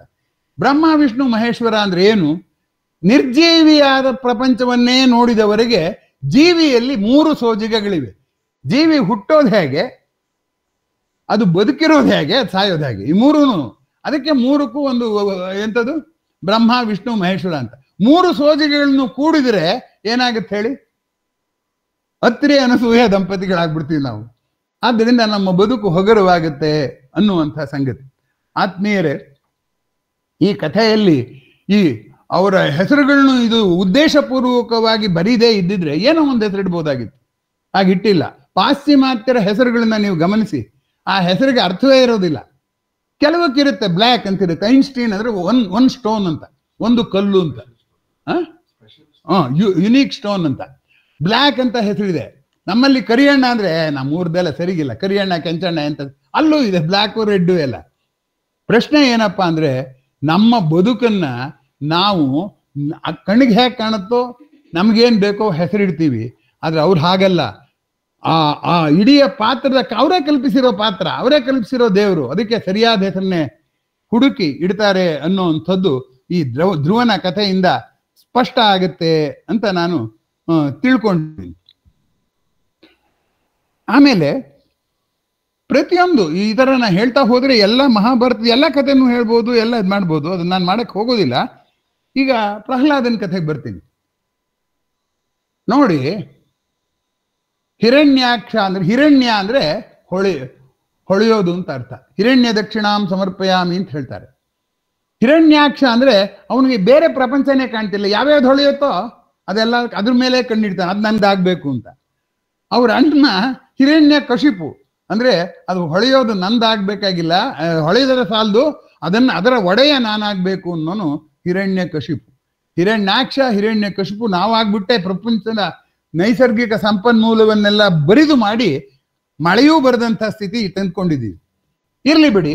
ಆ ಹಿರಣ್ಯಾಕ್ಷ ಹಿರಣ್ಯ ಕಶಿಪು ಪೈಕಿ ಹಿರಣ್ಯ ಕಶಿಪುವಿಗೆ 4 ಜನ ಮಕ್ಕಳು. ಹಿರಣ್ಯ ಕಶಿಪು ಯಾವಾಗ ನಾನು ಪ್ರಪಂಚಕ್ಕೆ ಒಡೆಯನಾಗಬೇಕು ಅಂತೇನೋ, finite cannot rule over infinite. It simple mathematics. ಅದು finite number, how can it rule over infinite? ಹಾಗಾಗಿ ಅವನು ಎಷ್ಟನ್ನ ಆಳಕ್ಕೆ ಹೊರಟ್ರು ಇನ್ನೊಂದು ಯಾವುದೋ ಬಾಕಿ ಮಿಕ್ಕೇ ಇರುತ್ತೆ. ಜೊತೆಗೆ ಅವನಿಗೆ ಅಸೂಯೆ ಬೇರೆ ಇತ್ತು. ವಿಷ್ಣು ಎಲ್ಲ ಆಳ್ತಿದ್ದಾನಲ್ಲ, ಆ ವಿಷ್ಣು ಇಲ್ದಾಗ್ಬಿಟ್ರೆ ಅವನ ಜಾಗ ನಂಗೆ ಬಂದ್ಬಿಡುತ್ತೆ ಅನ್ನೋ ತರ ವಿಷ್ಣುವಿನ ಮೇಲಿನ ದ್ವೇಷ ಬೆಳೆಸ್ಕೊಂಡ. ಹಾಗಾಗಿ ಅವನ ಜೀವಮಾನದಲ್ಲೇ ನಗಲಿಲ್ಲ. ಆದರೆ ಆ ವಿಷ್ಣು ಯಾವಾಗ ಜೀವಮಾನದಲ್ಲೇ ನಗಲಿಲ್ವೋ ಅವನು ಏನ್ ಮಾಡ್ದ, ಹಿರಣ್ಯಕಶಿಪು ಯಾವಾಗ ನಗಲಿಲ್ವೋ ಮಕ್ಕಳಿಗೆಲ್ಲ ನಗುವಿನ ಹೆಸರಿಟ್ಟ. ನಾನು ಇಲ್ದೇ ಇದ್ದು ನನ್ನ ಮಕ್ಕಳಿಗೆ ಯಾರು ಇರ್ಲಿ ಅಂತ. ಅವನ ಮಗ ನಕ್ಕ. ಅವನ್ ನಿನ್ ಪ್ರಾಣ ತೆಗಿತೀನಿ ಅಂದ್ರು ನಕ್ಕ. ಅವನು ಪ್ರಾಣ ನೀನ್ ಹೆಂಗ್ ತೆಗಿದ್ದೆ, ದೇಹ ಸಾಯಿಸ್ತೀಯ ಅಷ್ಟೇ ತಾನೇ, ನಾನು ಪ್ರಕೃತಿಯ ಭಾಗ, ಪರಮಾತ್ಮನ ಸ್ವರೂಪ, ನೀನೇನು ಮಾಡಕ್ಕಾಗಲ್ಲ ಅಂತ. ನಗುವುದನ್ನ ಅರಿಯದವನಿಗೆ ನಕ್ಕು ಅಣಕಿಸಿಕೊಳ್ಳುವ ಮಗ ಹುಟ್ಟದ. ಹಾಗಾಗಿ ಆ ಕಥೆಯನ್ನ ಹಾಗೆ ನಾವು ಅರ್ಥ ಮಾಡ್ಕೋಬೇಕಾಗುತ್ತೆ, ಇಲ್ಲಿದ್ರೆ ಅರ್ಥ ಆಗೋದಿಲ್ಲ. ಕೊನೆಗೆ ಅವನು ಕಂಬವನ್ನು ಒಡೆದ ಅಂದ್ರೆ ಯಾವುದು ಆಧಾರ ಸ್ತಂಭವೋ, ಕಣ್ಣಿಗೆ ಕಾಣುವುದು ಕಾಣದಿರುವುದು ಎರಡೂ ಸೇರಿದ ಆಧಾರ ಸ್ತಂಭವೋ, ಅವನು ಅದಕ್ಕೂ ಒಡೆಯನ, ತನ್ನ ಆಧಾರ ಸ್ತಂಭಕ್ಕೆ ತಾನೂ ಒಡೆಯನಾಗ್ತೀನಿ ಅಂತ ಹೋದ್ರೆ ಇಟ್ಟಿಗೆಯು ಕಟ್ಟಡವನ್ನು ಆಳಕ್ಕೆ ಹೊರಟಾಗ ಆಯಿತು. ಆ ಕಂಬದಿಂದ ನರಸಿಂಹ ಬಂದ ಅನ್ನೋಂಥದ್ದು ಬೇರೆ ಮಾತು. ಅದನ್ನೆಲ್ಲ ಇನ್ನೂ ನಿಧಾನವಾಗಿ ನೀವು ಅರ್ಥ ಮಾಡ್ಕೊಳ್ಳಿ. ಸುಮ್ಮನೆ ಕತೆ ಮಕ್ಳಿಗೆ ಹೇಳ್ತಿರೋಲ್ಲ, ಅಷ್ಟು ಸಾಕಾಗಲ್ಲ ಅನ್ನಕ್ಕೆ ಮಾತ್ರ ನಾನು ಇಷ್ಟ ಹೇಳಿದೆ. ಆಮೇಲೆ ಏನಾಯ್ತು ಅಂದ್ರೆ, ಆ ಹಿರಣ್ಯಕಶಿಪುವನ್ನ ಬಗೆದನಲ್ಲ ನರಸಿಂಹ, ಸಾಯಿಸಿದ್ನಲ್ಲ, ಆ ಸಾಯಿಸಿದಾಗ ಅದನ್ನ ಕವಿಗಳು ಎಷ್ಟು ಚೆನ್ನಾಗಿ ಹೇಳ್ತಾರೆ ಅಂದ್ರೆ, ಆ ಹಿರಣ್ಯಕಶಿಪು ಹೊಟ್ಟೆ ಬಗೆದು ಇಲ್ಲಿ ಇನ್ನೊಬ್ಬ ಪ್ರಹ್ಲಾದ ಏನಾದ್ರು ಇದಾನ ಅಂತ ಹುಡುಕಿದ್ನಂತೆ ಅನ್ನೋ ತರ ಹೇಳ್ತಾರೆ. ಅದ್ ಬಿಡಿ, ಅದು ಕಾವ್ಯ ಸತ್ಯ, ಅದು ಯಥಾರ್ಥ ಸತ್ಯ ಅಲ್ಲ. ಆದ್ರೆ ಆ ನರಸಿಂಹ ಉಗ್ರಾವತಾರ ತಾಳಿದ್ನಲ್ಲ, ಅವನ ಹೆಂಡತಿ ಲಕ್ಷ್ಮಿಯಿಂದ ಹಿಡಿದು ಬ್ರಹ್ಮ ಮಹೇಶ್ವರ ಎಲ್ರಿಗೂ ಭಯ ಹತ್ಕೊಂಡ್ಬಿಡ್ತು. ಇವನ್ ಹೇಗಪ್ಪ ಶಾಂತ ಮಾಡೋದು ಅಂತ. ನಾವು ಕೋಪಿಸ್ಕೊಂಡ್ಬಿಡ್ತೀವಿ, ಕೋಪ ವಾಪಸ್ ತಗೊಳ್ಳೋದು ತುಂಬಾ ಕಷ್ಟ. ಹಂಗಾಗಿ ಎಲ್ರಿಗೂ ಗಾಬರಿ ಆಗ್ಬಿಡ್ತು. ಕೊನೆಗೆ ನಾರದ ಏನ್ ಮಾಡ್ದ, ಇನ್ಯಾರು ಹೇಳಿದ್ರು ಆಗಲ್ಲ, ನೀನು ಇವನ್ನೇ ಕೇಳಬೇಕು, ಯಾರು ಪ್ರಹ್ಲಾದನ್ನೇ ಕೇಳಬೇಕು, ಭಕ್ತನೇ ಸರಿ ಅವನನ್ನ ಮಾಮೂಲಿ ಸ್ಥಿತಿಗೆ ತರೋದಕ್ಕೆ ಅಂತ ಅಂದ್ಬಿಟ್ಟು ಪ್ರಹ್ಲಾದನ್ ಕೇಳ. ನೀವು ಭಾಗವತ ಓದಿ. ಪ್ರಹ್ಲಾದನ್ ಕೇಳ್ದ. ಪ್ರಹ್ಲಾದ ಏನ್ ಹೇಳ್ದ ಅಂದ್ರೆ, ಸ್ವಾಮಿ, ನಾನೊಬ್ಬ ರಾಕ್ಷಸನ ಮಗ, ನನ್ನೊಬ್ಬನ್ ಸಾಯಿಸೋಕ್ಕೋಸ್ಕರ ನೀನು ಈ ವೇಷ ಎಲ್ಲ ಧರಿಸಿ ಹೀಗೆಲ್ಲ ಬಂದಿದೀಯ. ಇನ್ನೂ ಅನೇಕ ಜನ ಒಳ್ಳೆಯವರಿದ್ದಾರೆ. ನೀನು ನರಸಿಂಹಾವತಾರ ತಾಳಿದ್ದು ನನ್ನ ಕಷ್ಟ ಕಳೆಯೋದಿಕ್ಕೆ. ನನ್ನ ಕಷ್ಟ ಕಳೆದ್ಬಿಟ್ಟೆ, ಆದ್ರೆ ಇನ್ನೂ ಉಳಿದ ಜನದ ಕಷ್ಟ ಕಳಿಸ್ಬೇಕಲ್ಲ ಅಂತ ಪರಮ ಭಾಗವತನಾದ ಪ್ರಹ್ಲಾದ ಆ ವಿಷ್ಣುವನ್ನ ಸ್ಮರಣೆ ಮಾಡ್ಕೊಂಡಂತೆ. ಆಗ ವಿಷ್ಣುವಿಗೆ ಖುಷಿಯಾಗಿ, ನಿಂಗೆ ಏನ್ ವರ ಬೇಕು, ನಿಮ್ಮ ಅಪ್ಪ ಅಮ್ಮನ ಬದುಕಿಸ್ಲಾ, ಏನ್ ಮಾಡ್ಲಿ ಅಂತ ಕೇಳಿದ್ರೆ, ನೀನು ಬದುಕಿಸ್ಬೇಕಾದ್ದು ಇಡೀ ಪ್ರಪಂಚವನ್ನಪ್ಪ, ನಿನ್ನ ಪಾತ್ರ ದೊಡ್ಡದು ಅಂತ ಹೇಳಿದಾಗ ವಿಷ್ಣುವಿನ ಕೋಪ ಇಳೀತು. ಆಗ ಲಕ್ಷ್ಮಿ ತನ್ನ ಗಂಡನ ತೊಡೆ ಮೇಲೆ ಕೂತ್ಕೊಂಡು ಲಕ್ಷ್ಮೀ ನರಸಿಂಹನಾದ, ಯೋಗದಲ್ಲಿ ತೊಡಗಿ ಯೋಗ ನರಸಿಂಹನಾದ, ಅದಕ್ಕೆ ಲಕ್ಷ್ಮೀ ನರಸಿಂಹಂಗೆ ನರಸಿಂಹ ಯೋಗ ನರಸಿಂಹ ಭೋಗ ನರಸಿಂಹ ಅಂತ. ನರಸಿಂಹನನ್ನ ಯೋಗ ನರಸಿಂಹ ಮತ್ತು ಭೋಗ ನರಸಿಂಹನನ್ನಾಗಿ ಮಾಡಿದವನು ಯಾರು? ಸಾವಿಗೂ ಹೆದರದೆ ನಕ್ಕ ಪ್ರಹ್ಲಾದ. ಈ ಅಂಶಗಳಲ್ಲಿ ಎಲ್ಲೆಲ್ಲಿ ಅಡಿಗೆರೆ ಹಾಕಿದ್ರೆ ನಿಮ್ಗೆ ಆ ಕಥೆ ಹೆಚ್ಚು ಸ್ಪಷ್ಟ ಆಗುತ್ತೆ ಅನ್ನೋದನ್ನ ನೀವೇ ಹಾಕಬೇಕು ಅಂತ ಕೇಳ್ಕೊತೀನಿ. ವೇಳೆ ಮುಗಿತಾ ಬರ್ತಾ ಇರೋದ್ರಿಂದ ಇನ್ನೊಂದು ಕಥೆಯೊಂದಿಗೆ ನನ್ನ ಮಾತನ್ನ ಮುಗಿಸ್ತೇನೆ. ಆ ಕಥೆ ಯಾವುದಪ್ಪ ಅಂತಂದ್ರೆ ಧ್ರುವನ ಕಥೆ. ಇಲ್ಲಿ ಇನ್ನೂ 8-10 ಕಥೆ ಗುರ್ತಾಕೊಂಡಿದ್ದೆ. ಕಾಲಕ್ಕೆ ನಾನು ನಮಸ್ಕಾರ ಮಾಡಲೇಬೇಕು, ಕಾಲಕ್ಕೆ ನಾನು ಬದ್ಧವಾಗಿರ್ಬೇಕು. ಅದರಿಂದ ಉಳಿದದ್ದು ನೀವು ಹುಡ್ಕೋದಕ್ಕೆ ದಾರಿ ಆಗುತ್ತೆ. ಇದಿಷ್ಟು ಸಾಕು ಅಂತ ಕಾಣುತ್ತೆ. ಧ್ರುವನ ಕಥೆ ತಗೊಳ್ಳಿ. ಧ್ರುವ ಅಂದ್ರೆ ಏನು? ಧ್ರುವ ಅಂದ್ರೆ ನಿಶ್ಚಲವಾದದ್ದು ಅಂತ. ಧ್ರುವ ನಕ್ಷತ್ರಕ್ಕೆ ಧ್ರುವ ನಕ್ಷತ್ರ ಅಂತ ಯಾಕೆ ಹೆಸರಿಟ್ಟಿದ್ದಾರೆ? ಅದು ಭೂಮಿಯ ತಿರುಗುವ ಅಕ್ಷಕ್ಕೆ ಒಂದು ಗೆರೆಯನ್ನ ಮುಂದುವರಿಸಿದ್ರೆ ಅಲ್ಲಿ ಯಾವ ನಕ್ಷತ್ರ ಸಿಗುತ್ತೋ ಅದು ಧ್ರುವ ನಕ್ಷತ್ರ. ತನ್ನ ಅಕ್ಷದ ಮೇಲೆ ಭೂಮಿ ಸುತ್ತುವಾಗ ಎಲ್ಲ ನಕ್ಷತ್ರಗಳ ಸ್ಥಾನ ಬದಲಾಗುತ್ತೆ, ಅಕ್ಷ ಬದಲಾಗೋದಿಲ್ವಲ್ಲ. ಅದರಿಂದ ಧ್ರುವ ನಕ್ಷತ್ರ ಯಾವಾಗಲೂ ಉತ್ತರ ಧ್ರುವದಲ್ಲೇ ಇದೆ. ಹೀಗಾಗಿ ಧ್ರುವ ಅನ್ನೋದು ಅವನ ಹೆಸರೇನೆ ಹೇಳ್ತಾ ಇದೆ, ನಮ್ಮ ಮನಸ್ಸನ್ನ ಎಂಥ ಪ್ರತಿಕೂಲ ಸಂದರ್ಭದಲ್ಲೂ ಸ್ಥಿರವಾಗಿಯೇ ಇಟ್ಟುಕೊಳ್ಳಬೇಕೆಂಬ ನಿರಂತರವಾದ ಮಾನವನ ಬಯಕೆಯ ಪ್ರತಿನಿಧಿ ಧ್ರುವ. ಹಾಗಾಗಿ ಈ ಧ್ರುವ ಇದೆಯನ್ನಲ್ಲ, ಅವನು ನಮ್ಮ ಬದುಕಿಗೆ ಅತಿ ದೊಡ್ಡ ಆದರ್ಶ. ಆ ಧ್ರುವನ ತಂದೆ ಹೆಸರೇನು ಹೇಳಿ?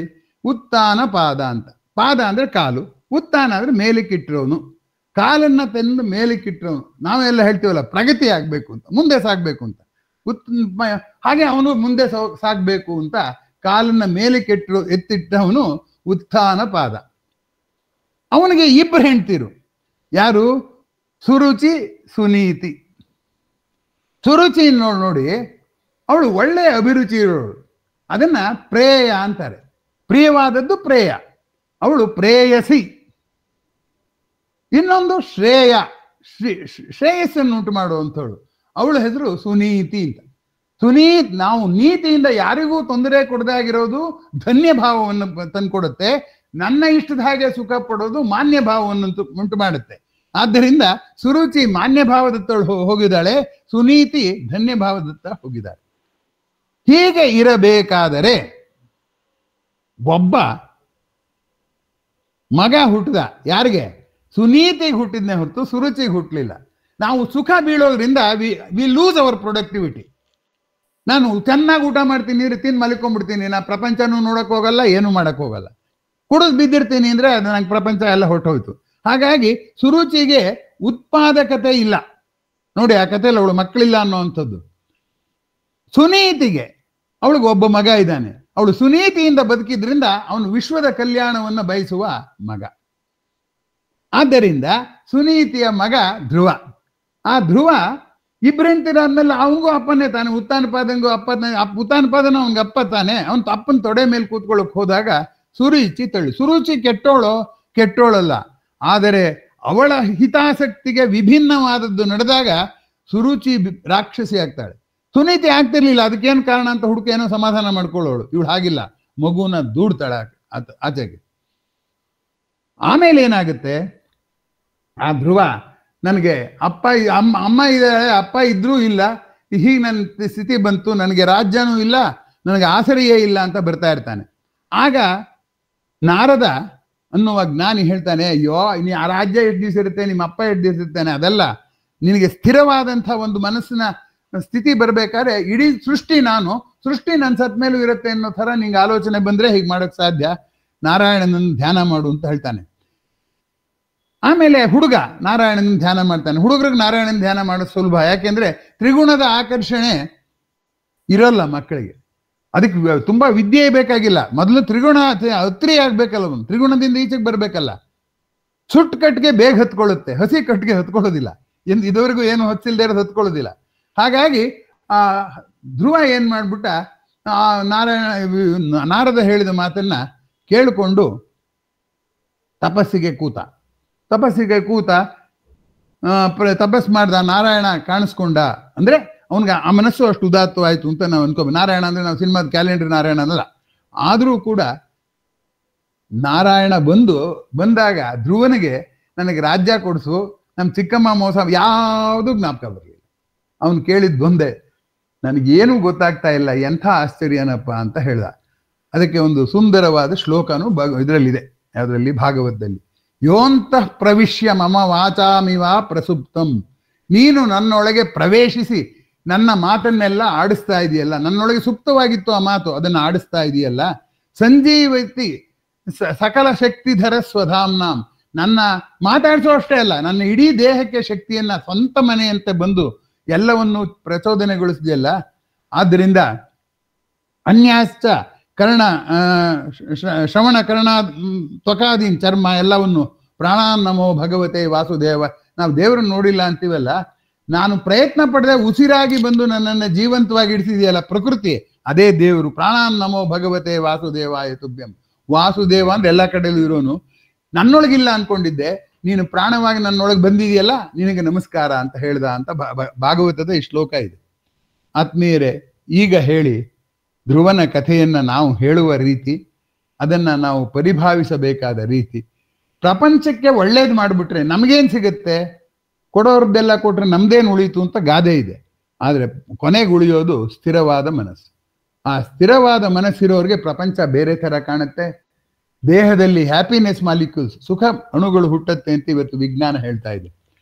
ಇದನ್ನೆಲ್ಲ ಗಮನಿಸಿದ್ರೆ ನಾವು ಈ ಕಥೆಗಳನ್ನ ನಾವು ರೂಪಕವಾಗಿ ನೋಡಿ, ಒಂದೊಂದು ವಿವರವನ್ನು, ಒಂದೊಂದು ಪಾತ್ರದ ಹೆಸರನ್ನು, ಒಂದೊಂದು ಪಾತ್ರದ ಹೆಸರು ಬರೆದಿರುವಂತಹದ್ರ ಹಿಂದಿರುವ ಮನೋಲೋಕದ ಆಶಯವನ್ನು ಗುರುತಿಸಿದರೆ ಆಗ ನಮಗೆ ಕಾಣುವ ದೃಶ್ಯ ಪೂರ್ಣವಾಗಿ ಬೇರೆಯೇ ಆಗಿರುತ್ತೆ. ಇದನ್ನೆಲ್ಲ ಯಾಕೆ ಮಾಡಿದ್ರು? ಮತ್ತೆ ಅಷ್ಟು ಹಿಂದೆ, ಸಾವಿರಾರು ವರ್ಷದ ಹಿಂದೆನೆ ಹೀಗೆಲ್ಲ ಯಾಕೆ ಮಾಡಿದ್ರು ಅಂದ್ರೆ, ಅವರು ಪ್ರಪಂಚನೆಲ್ಲ ನೋಡಿ ಪ್ರಪಂಚ ಅರ್ಥ ಮಾಡ್ಕೊಳ್ಳಕ್ ಹೋಗ್ಲಿಲ್ಲ, ಅಂತರಂಗದ ಪ್ರಪಂಚ ನೋಡಿದ್ರು. ಅಂತರಂಗದ ಪ್ರಪಂಚ ಯಾರಿಗೂ ಕಾಣಲ್ಲ, ಅದನ್ನು ವಿವರಿಸ್ಬೇಕು. ಹೆಂಗ್ ವಿವರಿಸ್ಬೇಕು ಅಂತರಂಗದ ಪ್ರಪಂಚನ? ಹಾಗಾಗಿ ಬಹಿರಂಗದ ಪ್ರಪಂಚದ ಕಥೆಗಳಾಗಿ ಬರೆದ್ರು. ನಾವಿವತ್ತೇನ್ ಮಾಡಿದೀವಿ ಅಂದ್ರೆ, ಅದನ್ನ ಬಹಿರಂಗದ ಪ್ರಪಂಚದ ಕಥೆಗಳಾಗಿ ನೋಡ್ತಿದೀವಿ ಹೊರತು ನಮ್ಮ ಅಂತರಂಗದ ತುಮುಲಗಳ ಅಭಿವ್ಯಕ್ತಿಯಾಗಿ ನಾವು ನೋಡೆಯೇ ಇಲ್ಲ. ಆ ದೃಷ್ಟಿಯಿಂದ ಈ ಯಾವುದೇ ನಾವು ಪ್ರಾಚೀನ ಕಾವ್ಯವನ್ನಾಗ್ಲಿ ಪೌರಾಣಿಕ ಸಂದರ್ಭಗಳನ್ನಾಗ್ಲಿ ವಿಶ್ಲೇಷಣೆ ಮಾಡುವಾಗ ಅದರಲ್ಲಿ ಬರುವ ಪ್ರಸಂಗಗಳಿದೆಯಲ್ಲ, ಅದನ್ನ ತುಂಬಾ ಗಂಭೀರವಾಗಿ ನೋಡ್ಬೇಕಾಗಿದೆ. ಕಥೆ ತುಂಬಾ ಸುಲಭ ಹೇಳೋಕೆ, ಕ್ಯಾಲೆಂಡರ್ ಮಾಡೋದು ತುಂಬಾ ಸುಲಭ, ಮಕ್ಕಳಿಗೆ ಕೇಳಿ ಅಂತ ಹೇಳೋದು ತುಂಬಾ ಸುಲಭ. ಆದ್ರೆ ಅದರಿಂದ ಯಾವ ಉದ್ದೇಶಕ್ಕೆ ಕಥೆ ಬರೆದಿದೆಯೋ ಅದಕ್ಕೆ ವಿರುದ್ಧವಾದ ಪರಿಣಾಮ ಆಗ್ತಾ ಇದೆ ಅಂತ ಅನ್ನೋದನ್ನ ನಾನು ಹೆಚ್ಚು ಒತ್ತು ಕೊಟ್ಟು ಹೇಳಬೇಕಾಗಿಲ್ಲ. ಇದೆಲ್ಲ ನಿಮ್ಮ ಅನುಭವಕ್ಕೆ ಬಂದಿದೆ ಅಂತ ನಾನು ಭಾವಿಸ್ಕೊಂಡಿದ್ದೇನೆ. ಈಗ ಇನ್ನು ಒಂದು 8-9 ನಿಮಿಷಗಳು ಬಾಕಿ ಉಳಿದಿದೆ. ಅದು ನಿಮ್ಮ ಪ್ರಶ್ನೆಗಳಿಗೆ ನನಗೆ ಗೊತ್ತಿರುವ ಉತ್ತರವನ್ನು ಹೇಳೋದಕ್ಕೆ ನಿಮ್ಮ ಅನುಮತಿ ಕೇಳಿ. ನನಗೆಲ್ಲ ಗೊತ್ತಿದೆ ಅಂತಲ್ಲ, ಆದರೆ ಒಂದಂತೂ ನಿಜ, ಜೀವನನ ಬಹಳ ಕಣ್ಣಿಗೆ ಕಂಡದ್ದೇ ಸತ್ಯವಾಗಿ ಅರ್ಥ ಮಾಡ್ಕೊಳ್ಳೋದು ಬೇರೆ, ಮನಸ್ಸಿಗೇನೇನು ಹೊಳೆಯುತ್ತೋ ಅದು ನೋಡಿ ಅರ್ಥ ಮಾಡ್ಕೊಳ್ಳೋದು ಬೇರೆ. ಎರಡಕ್ಕೂ ಒಂದು ಅಂತರ ಉಳಿದಿದೆ.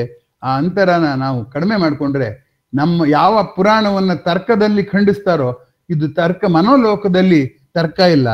ಮನಃಶಾಸ್ತ್ರನೂ ಕೂಡ ಕೆಲವು ಸಾರಿ ತರ್ಕದ ಬಿಟ್ಟು ಮನುಷ್ಯನ ಸ್ವಭಾವಕ್ಕೆ ಹೊಂದ್ಕೊಳ್ಳುತ್ತೆ.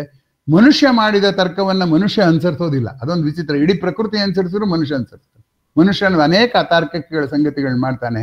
ಆದ್ರಿಂದ ಭಾವ ಪ್ರಪಂಚದನ್ನ ತರ್ಕದಿಂದ ಕತ್ತರಿಸಬೇಡಿ ಅಂತ ಮನವಿ ಮಾಡ್ಕೋತಾ ಈಗ ತಮ್ಮ ಪ್ರತಿಕ್ರಿಯೆಗೆ ನಾನು ಅನುವು ಮಾಡಿಕೊಡ್ತಿದ್ದೆ. ತಮ್ಮ ಪ್ರತಿಕ್ರಿಯೆ, ಪ್ರಶ್ನೆ ಯಾವುದಕ್ಕಾದರೂ ಸ್ವಾಗತ ಇದೆ. ಇನ್ನು ಉಳಿದ ಕಥೆಗಳನ್ನ ನೀವು ನೋಡೋದಕ್ಕೆ ಇಷ್ಟು ಉದಾಹರಣೆಗಳು ಸಾಕು ಅಂತ ನಾನು ಭಾವಿಸ್ಕೊಂಡಿದ್ದೇನೆ. ಇದು ಸಾಲದು ಅಂದ್ರೂ ಇನ್ನು ಸಮಯ ಇಲ್ಲ. ಕಾಲಾಯ ತಸ್ಮೈ ನಮಃ. ಮಾತನಾಡಿಸಿದ ತಮ್ಮೆಲ್ಲರಿಗೂ ಮತ್ತೊಮ್ಮೆ ನನ್ನ ಆಭಾರಗಳು. ನಮಸ್ಕಾರ. ಸಾಮಾನ್ಯವಾಗಿ ನಾವು ಪೌರಾಣಿಕ ಪ್ರಸಂಗಗಳನ್ನ ಆಧಾರವಾಗಿಟ್ಟುಕೊಂಡ ಅನೇಕ ಹರಿದಾಸರ ಕೃತಿಗಳನ್ನ ನೋಡಿವಿ. ಚಂದ್ರಶೇಖರ ವಿಷಕಂಠ, ಧ್ರುವ, ಪ್ರಹ್ಲಾದ ಅವರೊಂದಿಗೆ ಆ ಪ್ರಸಂಗಗಳ ಪಾತ್ರವನ್ನ ಅನ್ವಯಿಸಿಕೊಂಡು ಹೆಂಗೆ ನೋಡ್ಬೇಕು ಅನ್ನೋದನ್ನ ಶ್ರೀಯುತ ಎಂ.ಆರ್.ಎನ್. ಸರ್ ಅವರು ತಿಳಿಸ್ಕೊಟ್ರು.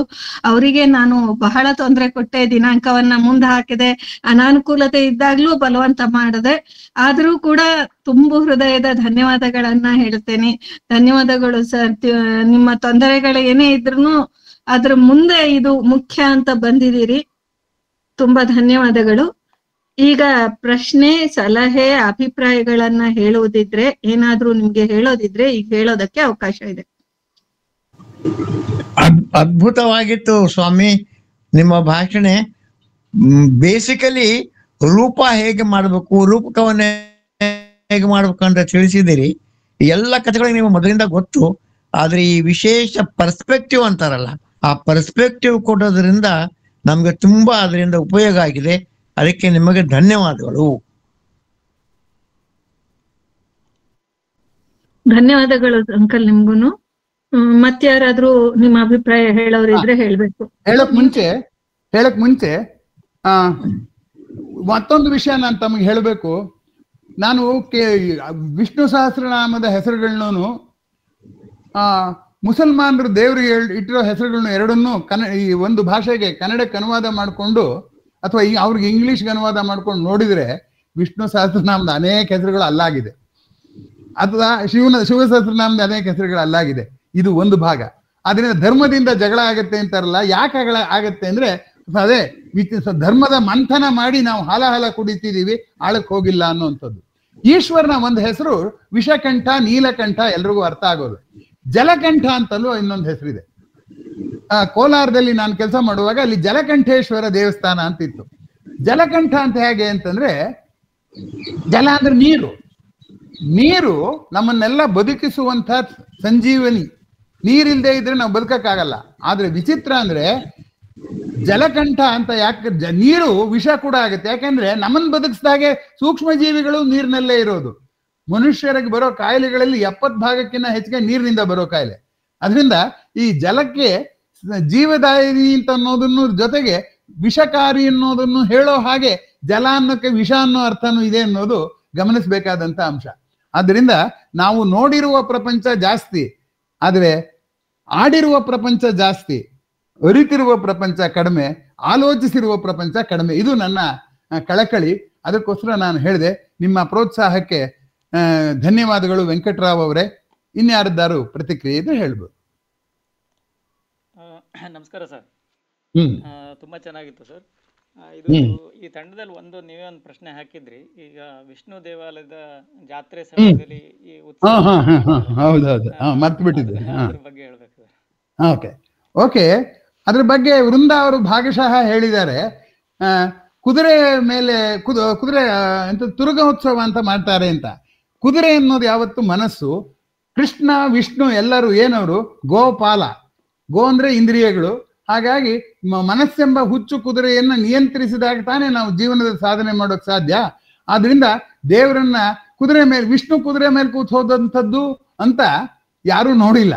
ಆದ್ರೂ ಕುದುರೆ ವಾಹನ ಮಾಡ್ತೀವಿ. ಯಾಕೆಂದ್ರೆ ನಮಗೆ ಕುದುರೆ ನೋಡಿದಾಗ ಈ ನನ್ನ ದೇಹನೇ ಕುದುರೆ. ಆತ್ಮಾನೋ ರಥಿನಂ ವಿದ್ಧಿ ಅಂತ ಭಗವದ್ಗೀತೆಯಲ್ಲಿದೆ, ಅಲ್ಲ ಉಪನಿಷತ್ನಲ್ಲಿದೆ. ರಥ ಅಂದ್ರೆ ದೇಹ, ರಥಿ ಯಾರು?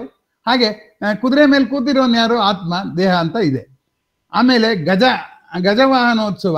ನನ್ನ ಅಹಂಕಾರನ ಗೆದ್ದಿರಲ್ವೇ ಪರಮಾತ್ಮ ಕಾಣೋದು. ನಾನೇನಿದ್ರು ಗಜದ ಮಟ್ಟದೆ ಹೊರತು ಪರಮಾತ್ಮನ ಮಟ್ಟಕ್ಕಲ್ಲ ಅನ್ನುವಂಥದ್ದು. ಆಮೇಲೆ ಗಜೇಂದ್ರ ಮೋಕ್ಷನೂ ಕೆಲವು ದೇವಸ್ಥಾನಗಳಲ್ಲಿ ಮಾಡುವಂಥದ್ದು ರೂಢಿಯಲ್ಲಿದೆ. ಆಮೇಲೆ ಇನ್ಯಾವ ಉತ್ಸವ ಗುರ್ಸಾಕಿದ್ನ. ಆಮೇಲೆ ಶೇಷವಾಹನೋತ್ಸವ ಅಂತ. ಶೇಷವಾಹನೋತ್ಸವ ಅಂದ್ರೆ, ಶೇಷವಾಹನ ಅಂದ್ರೆ ಹಾವಿನ ಮೇಲೆ ಅಂತ. ನೋಡಿ, ಹಾವು ಮೇಲೆ ನಮ್ಮನ್ನು ಕೂತಿರಕ್ಕಾಗತ್ತಾ? ಅದು ಯಾವ ಗಳಿಗೆಲ್ಲಾರು ಕಚ್ಚಿದ್ರೆ ನಮ್ಗೆಲ್ಲ ಅಂದ್ರೆ ಕೀಪಿಂಗ್ ಕೂಲ್ ಅಮಿಡ್ಸ್ ಕಾಂಟ್ರಡಿಕ್ಷನ್. ನಮ್ಮ ಬದುಕಿನ ನೋವು ನಲಿವುಗಳ ಮಧ್ಯದಲ್ಲಿ, ನೋವು ನಲಿವುಗಳ ಆಚಿನ ನಾನು ಅನ್ನ ಗುರುತಿಸೋದಕ್ಕೆ ಆ ಶೇಷವಾಹನೋತ್ಸವ ಸಹಾಯ ಆಗುತ್ತೆ ಅಂತ ನಾನು ಭಾವಿಸ್ಕೊಂಡಿದ್ದೀನಿ. ಆಮೇಲೆ ಗರುಡೋತ್ಸವ. ವಿಷ್ಣುವಿನ ದೇವಾಲಯಗಳಲ್ಲಿ ಗರುಡೋತ್ಸವ ಮಾಡ್ತಾರೆ. ಗರುಡ ನನ್ನ ಕಥೆನೇ ರೋಚಕವಾದ್ದು. ಗರುಡ ವಿಷ್ಣುವನ್ನ ತಪಸ್ಸು ಮಾಡಿ ಕೂತ್ಕೊಂಡು ಕೇಳಿದ್ನಂತೆ, ವರ ಕೇಳ್ದ. ಏನಂತ ಕೇಳ್ದ? ನಾನ್ ನಿನಗಿನ್ನ ಮೇಲಿರ್ಬೇಕು ಅಂತ ವರ ಕೊಡುಂದ. ಅಲ್ಲ, ವರ ಕೊಡೋನ್ನೇ ಮೇಲಿರ್ಬೇಕು ಅಂತ. ವಿಷ್ಣು ತಕ್ಷಣ ಹೇಳ್ದ, ಹೌದಾ, ಹಾಗಾದ್ರೆ ನನ್ನ ಧ್ವಜ ಆಗಿರು, ಗರುಡ ಧ್ವಜ ಆಗಿರು ಅಂತ. ಆಗ್ಲೂ ಅವನ ಅಹಂಕಾರ ಹೋಗ್ಲಿಲ್ಲ ಗರುಡಂದು. ಮುಂದೆ ಕೇಳ್ದ, ಏನಂದ್ರೆ ನಾನ್ ನಿಂಗೊಂದು ವರ ಕೊಡ್ತೀನಿ, ಏನ್ ಬೇಕೋ ಕೇಳು ಅಂತ ಕೇಳ್ದ. ಅಲ್ಲ, ಇವನ್ ವರ ಕೇಳಕ್ ಎಲ್ರು ತಪಸ್ ಮಾಡಿದ್ರೆ ವರ ಕೇಳಿದ್ ನಿಂಗಿನ್ನ ಮೇಲೆ ಅಂತ. ಆಮೇಲೆ ಯಾರು ತಿದ್ಕೋಬೇಡ. ಆಮೇಲೆ ಏನಂದ ಅಂದ್ರೆ, ನಾನ್ ನಿಂಗೆ ಒಂದು ವರ ಕೊಡ್ತೀನಿ, ಏನು ಕೇಳು ಅಂದ. ಆಗ ವಿಷ್ಣು ಹೇಳ್ದ, ಹಾಗಾದ್ರೆ ನೀನ್ ನನ್ನ ವಾಹನವಾಗಿರು ಅಂದ.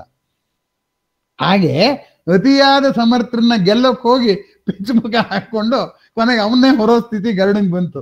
ಹಾಗಾಗಿ ಗರುಡೋತ್ಸವ ಮಾಡಿದಾಗ ಗರುಡ ಮೂಗುದ್ದ ಇದೆಯಾ, ಗರುಡನ್ ತರ ಕಾಣ್ತಾ ಇದೆಯಾ, ದೀಪಾಲಂಕಾರ ಚೆನ್ನಾಗಿದ್ಯಾ ಅಂತ ನೋಡೋದು ಹೇಗಿದೆ. ಈ ಗರುಡನ ಈ ಪ್ರಸಂಗ ಅರ್ಥ ಮಾಡಿಕೊಂಡು ಆ ಗರುವ ಹೋಗಿ ಗರುಡ ಆಗುತ್ತಲ್ಲ, ನಮ್ಮ ಗರುವನ್ನೆಲ್ಲ ಗರುಡನಿಗೆ ಕೊಟ್ಟು ವಿಷ್ಣುವಿನ ಹತ್ರ ಬರೀ ಕೈಲಿ ಹೋಗ್ಬೇಕು ಅಂತ ಆ ಗರುಡೋತ್ಸವನ ಮಾಡ್ತಾರೆ ಅಂತ ನಾವು ಭಾವಿಸ್ಬೋದು. ಹೀಗೆ ಅಲ್ಲಿ ನೋಡುವುದು ಪ್ರಾಣಿಗಳನ್ನ ಹಿತ್ತಾಳೆಯಲ್ಲಿ ಮಾಡಿರೋ ಅದು ದೇವರ ವಿಗ್ರಹದಲ್ಲಿ ಕೂಡ್ಸೋದು, ಆದ್ರೆ ಅದನ್ನ ರೂಪಕವಾಗಿ ನೋಡಿದ್ರೆ ಹೊಸದೊಂದು ಪ್ರಪಂಚ ತೆರೆಕೊಳ್ಳುತ್ತೆ. ನೋಡಿ ಎಷ್ಟು ದೇವಾಲಯಗಳಲ್ಲಿ ಈ ಉತ್ಸವಗಳನ್ನೆಲ್ಲವನ್ನು ಮಾಡ್ತಾ ಇದ್ದಾರೆ ಅನ್ನುವಂಥದ್ದು ಗಮನಿಸಬೇಕಾದ್ದು. ಹಾಗಾಗಿ ನಾವು ನಮ್ಮ ದೇವರಿಗೆ ನಮ್ಗೆ ಎಷ್ಟು ಸಲಿಗೆ ಅಂದ್ರೆ, ತುರುವೇಕೆರೆಗೆ ಹೋದ್ರಿ, ತುಮಕೂರು ಹತ್ರ ತುರುವೇಕೆರೆ ಅಂತ ಒಂದು ಊರಿದೆ. ಅಲ್ಲಿ ವಿಷ್ಣುವಿನ ದೇವಾಲಯದ ಹೆಸರೇನು ಗೊತ್ತೇನು? ಬೇಟೆರಾಯ ಅಂತ. ಅಲ್ಲಿ ಕಾಡಿತ್ತು ಅಂತ ಕಾಣುತ್ತೆ ತುರುವೇಕೆರೆ ಪ್ರಾರಂಭದಲ್ಲಿ. ಈಗಲ್ಲೇನು ಕಾಡಿಲ್ಲ ಬಿಡಿ, ಬರೀ ತೆಂಗಿನ ತೋಟಗಳೇ ಇರೋದು.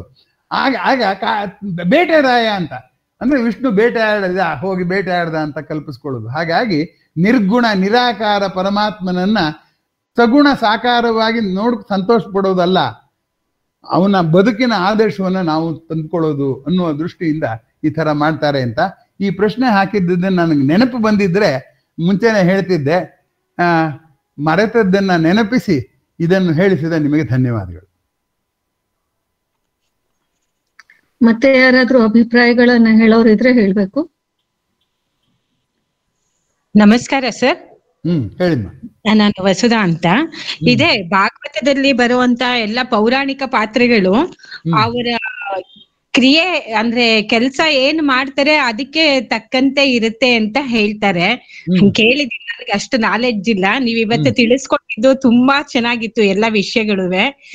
ಮತ್ತೆ ನಮ್ಗೆ ಇನ್ನೂ ಅನೇಕ ಪಾತ್ರೆಗಳ ಪರಿಚಯನ ನೀವು ಹಿಂಗೆ ಮಾಡ್ಕೊಡ್ಬೇಕು ಅಂತ ಕೇಳ್ಕೊತೀನಿ ಸರ್ ನಾನು. ನೋಡಿ, ನೀವು ಕೇಳಿದ್ದಕ್ಕೆ ಪ್ರಸ್ತಾಪ ಮಾಡ್ತಿದ್ದೀನಿ. ಧೃತರಾಷ್ಟ್ರ ಕುರುಡ ಅಂದ್ರೆ ಅವನು ಪುತ್ರ ವ್ಯಾಮೋಹದಿಂದ ಕುರುಡನಾಗಿದ್ದ ಅಂತ ಅಲ್ವೇ? ಹೌದೌದು. ಅಲ್ಲ, ಅವನು ಕುರುಡ ಆಗಿದ್ದ ಅಂತ ನಿಮ್ಗೇನ್ ಗೊತ್ತು ಅಂದ್ರೆ, ಭಗವದ್ಗೀತೆ ಮೊದಲನೇ ತಗೊಳ್ಳಿ, ಮಗನ್ನು ಅದೇ ತರ ಕುರುಡಾಗಿ ಬೆಳೆಸಿದ್ದ. ಅವನೇನ್ ಹೇಳ್ದ? ಮಾಮಕ ಪಾಂಡವಾಸ್ತೈವ ಕಿಮ ಕುರುವದ ಸಂಜಯ. ನನ್ನವರು ಪಾಂಡವರು ಅಂದ್ರೆ ಪಾಂಡವರು ನನ್ನವರಲ್ಲ ಅಂತ ಆಯ್ತಲ್ಲ. ಹೌದೌದು. ವಾಸ್ತವ ಪ್ರಜ್ಞೆಯಿಂದ ಕುರುಡಾಗಿದಂತಾನೆ. ಹೋಗ್ಲಿ, ಅವನ್ ಹೆಂಡತಿನಾರು ತಿದ್ದಣ ಅಂದ್ರೆ ಅವಳು ಪತಿವ್ರತೆ ಆಗಕ್ ಹೋಗಿ ಪುತ್ರನ್ ತಿದ್ದ ತೊಂದರೆಗೆ ಹೋಗ್ಲಿಲ್ಲ, ಕಣ್ಣಿಗೆ ಪಟ್ಟಿ ಕಟ್ಕೊಂಡ್ಲು. ಸೊ ಹೀಗೆಲ್ಲ ಇದೆ. ಆ ದೃಷ್ಟಿಯಿಂದ ನಾವು ಒಂದು ಕಥೆ ಯಾಕೆ ಹೇಳ್ತೀವಿ ಅಂದ್ರೆ, ನೀತಿಯಾಗಿ ಹೇಳಿದ್ರೆ ಬೋರ್ ಆಗುತ್ತೆ. ಅದಕ್ಕೊಂದು ಕಥೆ ಮಾಡ್ತೀವಿ, ಅದಕ್ಕೊಂದು ಪಾತ್ರ ತರ್ತೀವಿ, ಆ ಪಾತ್ರಕ್ಕೆ ಏನೋ ಒಂದು ಇತಿಮಿತಿ ಕೊಡ್ತೀವಿ, ಒಂದು ಸಾಮರ್ಥ್ಯ ಕೊಡ್ತೀವಿ, ಆಮೇಲೆ ಆ ಪಾತ್ರದ ಅಲ್ಲಿ ಸಂದರ್ಭಗಳನ್ನ ಸೃಷ್ಟಿ ಮಾಡ್ತೀವಿ. ಒಂದು ಕಥೆ ಒಂದು ನೀತಿಯನ್ನು ಹೇಳೋದಿಲ್ಲ, ಅನೇಕ ನೀತಿಗಳನ್ನ ಒಂದು ಕಥೆಯ ಮೂಲಕ ಹೇಳ್ತಾರೆ. ನಾನು ಮಕ್ಕಳಿಗೆ ಬೇಸಿಗೆ ಶಿಬಿರ ಮಾಡಿ ಅದೇ ಹೇಳ್ತಿದ್ದೆ, ಒಂದು ಕಥೆ ಹೇಳ್ಬಿಟ್ಟು ಇದರಲ್ಲಿ ಬರುವಂತಹ ಅನೇಕ ತೀರ್ಮಾನಗಳು ನೀವು ಒಂದಾಗತ್ಗೂ ಒಂದು ಹೇಳಿ ಅಂತ ಹೇಳ್ತಿದ್ದೆ. ಮಕ್ಕಳು ತುಂಬಾ ಚೆನ್ನಾಗಿ ಹೇಳ್ತಾ ಇದ್ರು. ಈಗ ಅದನ್ನ ದೊಡ್ಡವ್ರಿಗೂ ವಹಿಸ್ಕೊಟ್ಟಿದ್ದೀನಿ. ನೀವು ಹೇಳಿದ್ದು ತುಂಬಾ ಸಂತೋಷ. ಅಂಥದ್ದು ಸಂದರ್ಭ ಬಂದಾಗ ಯಾವಾಗಾದ್ರೂ ಒಂದು ಪಾತ್ರವನ್ನೇ ಇಟ್ಕೊಂಡು ಅದರಲ್ಲಿ ಎಷ್ಟು ತರಹ ಸಮಸ್ಯೆಗಳು ಬರುತ್ತೆ, ಎಷ್ಟು ತರ ಅದು ಕಾವ್ಯದಲ್ಲಿ ವಿವರಣೆ ಆಗಿದೆ. ಕಾವ್ಯಾರ್ಥ, ಕಾವ್ಯ ಸತ್ಯನೇ ಬೇರೆ, ತಾರ್ಕಿಕ ಸತ್ಯವೇ ಬೇರೆ. ತಾರ್ಕಿಕ ಸತ್ಯಕ್ಕೆ ಕಚ್ಕೊಂಡವ್ರಿಗೆ ಕಾವ್ಯ ಸತ್ಯ ಅರ್ಥ ಆಗೋದಿಲ್ಲ ಅಂತ ಮಾತ್ರ ನಾನು ಕಟುವಾಗಿ ಹೇಳಬಲ್ಲೆ. ಯಾಕೆಂದ್ರೆ ನಾನು ತರ್ಕದವನ್ನು ಕಾವ್ಯವನ್ನು ಎರಡೂ ಓದೋನು. ನಾನು ಏನ್ ಮಾಡ್ತೀನಿ ಅಂದ್ರೆ, ಕಾವ್ಯವನ್ನು ಓದುವಾಗ ತರ್ಕನ ಪಕ್ಕಕ್ಕಿಡ್ತೀನಿ, ತರ್ಕವನ್ನು ಓದುವಾಗ ಕಾವ್ಯವನ್ನು ಪಕ್ಕಕ್ಕೆ. ಅದೇ ಧನ್ಯವಾದಗಳು ಸರ್. ಹಿಂಗೆ ಮತ್ತೆ ಆದಷ್ಟು ಬೇಗ ತಿಳಿಸ್ಕೊಡಿ ಸರ್ ಇನ್ನೊಂದಷ್ಟು ಪಾತ್ರೆಗಳ ವಿವರಣೆ, ಅದರ ಇದು ಬೇರೆ ಬೇರೆ ಮುಖಗಳನ್ನ ನಮಗೆ ಪರಿಚಯ ಮಾಡಿಸಿ ದಯವಿಟ್ಟು. ಧನ್ಯವಾದ ಸರ್.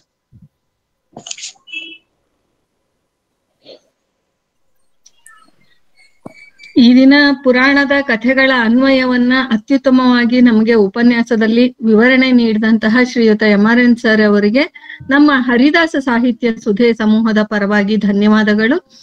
ಮತ್ತು ಇವತ್ತಿನ ತಾಂತ್ರಿಕ ಸಹಕಾರಕ್ಕೆ ಶ್ರೀಮತಿ ಶೀಲಾ ದೇಸಾಯಿ ಅವರಿಗೂ ಸಮೂಹದ ಪರವಾಗಿ ಧನ್ಯವಾದಗಳು. ಮುಂದಿನ ವಾರ ಮತ್ತೊಂದು ವಿಶೇಷ ಭಗವನ್ನಾಮ ಸ್ಮರಣೆಯೊಳಗ ಎಲ್ಲರೂ ಭಾಗವಹಿಸೋಣಂತ ಇವತ್ತಿನ ಈ ದೇವರ ಸತ್ಕಥಾ ಕಾಲಕ್ಷೇಪವನ್ನ ವೃಂದಾವನ ವಿಹಾರಿ ಶ್ರೀ ಕೃಷ್ಣನಿಗೆ ಸಮರ್ಪಣಾ ಮಾಡ್ತೇನೆ. ಶ್ರೀ ಕೃಷ್ಣಾರ್ಪಣಮಸ್ತು. ಧನ್ಯವಾದಗಳು. ಹರೇ ಶ್ರೀನಿವಾಸ್. ಸಮೂಹಕ್ಕೆ ಧನ್ಯವಾದ.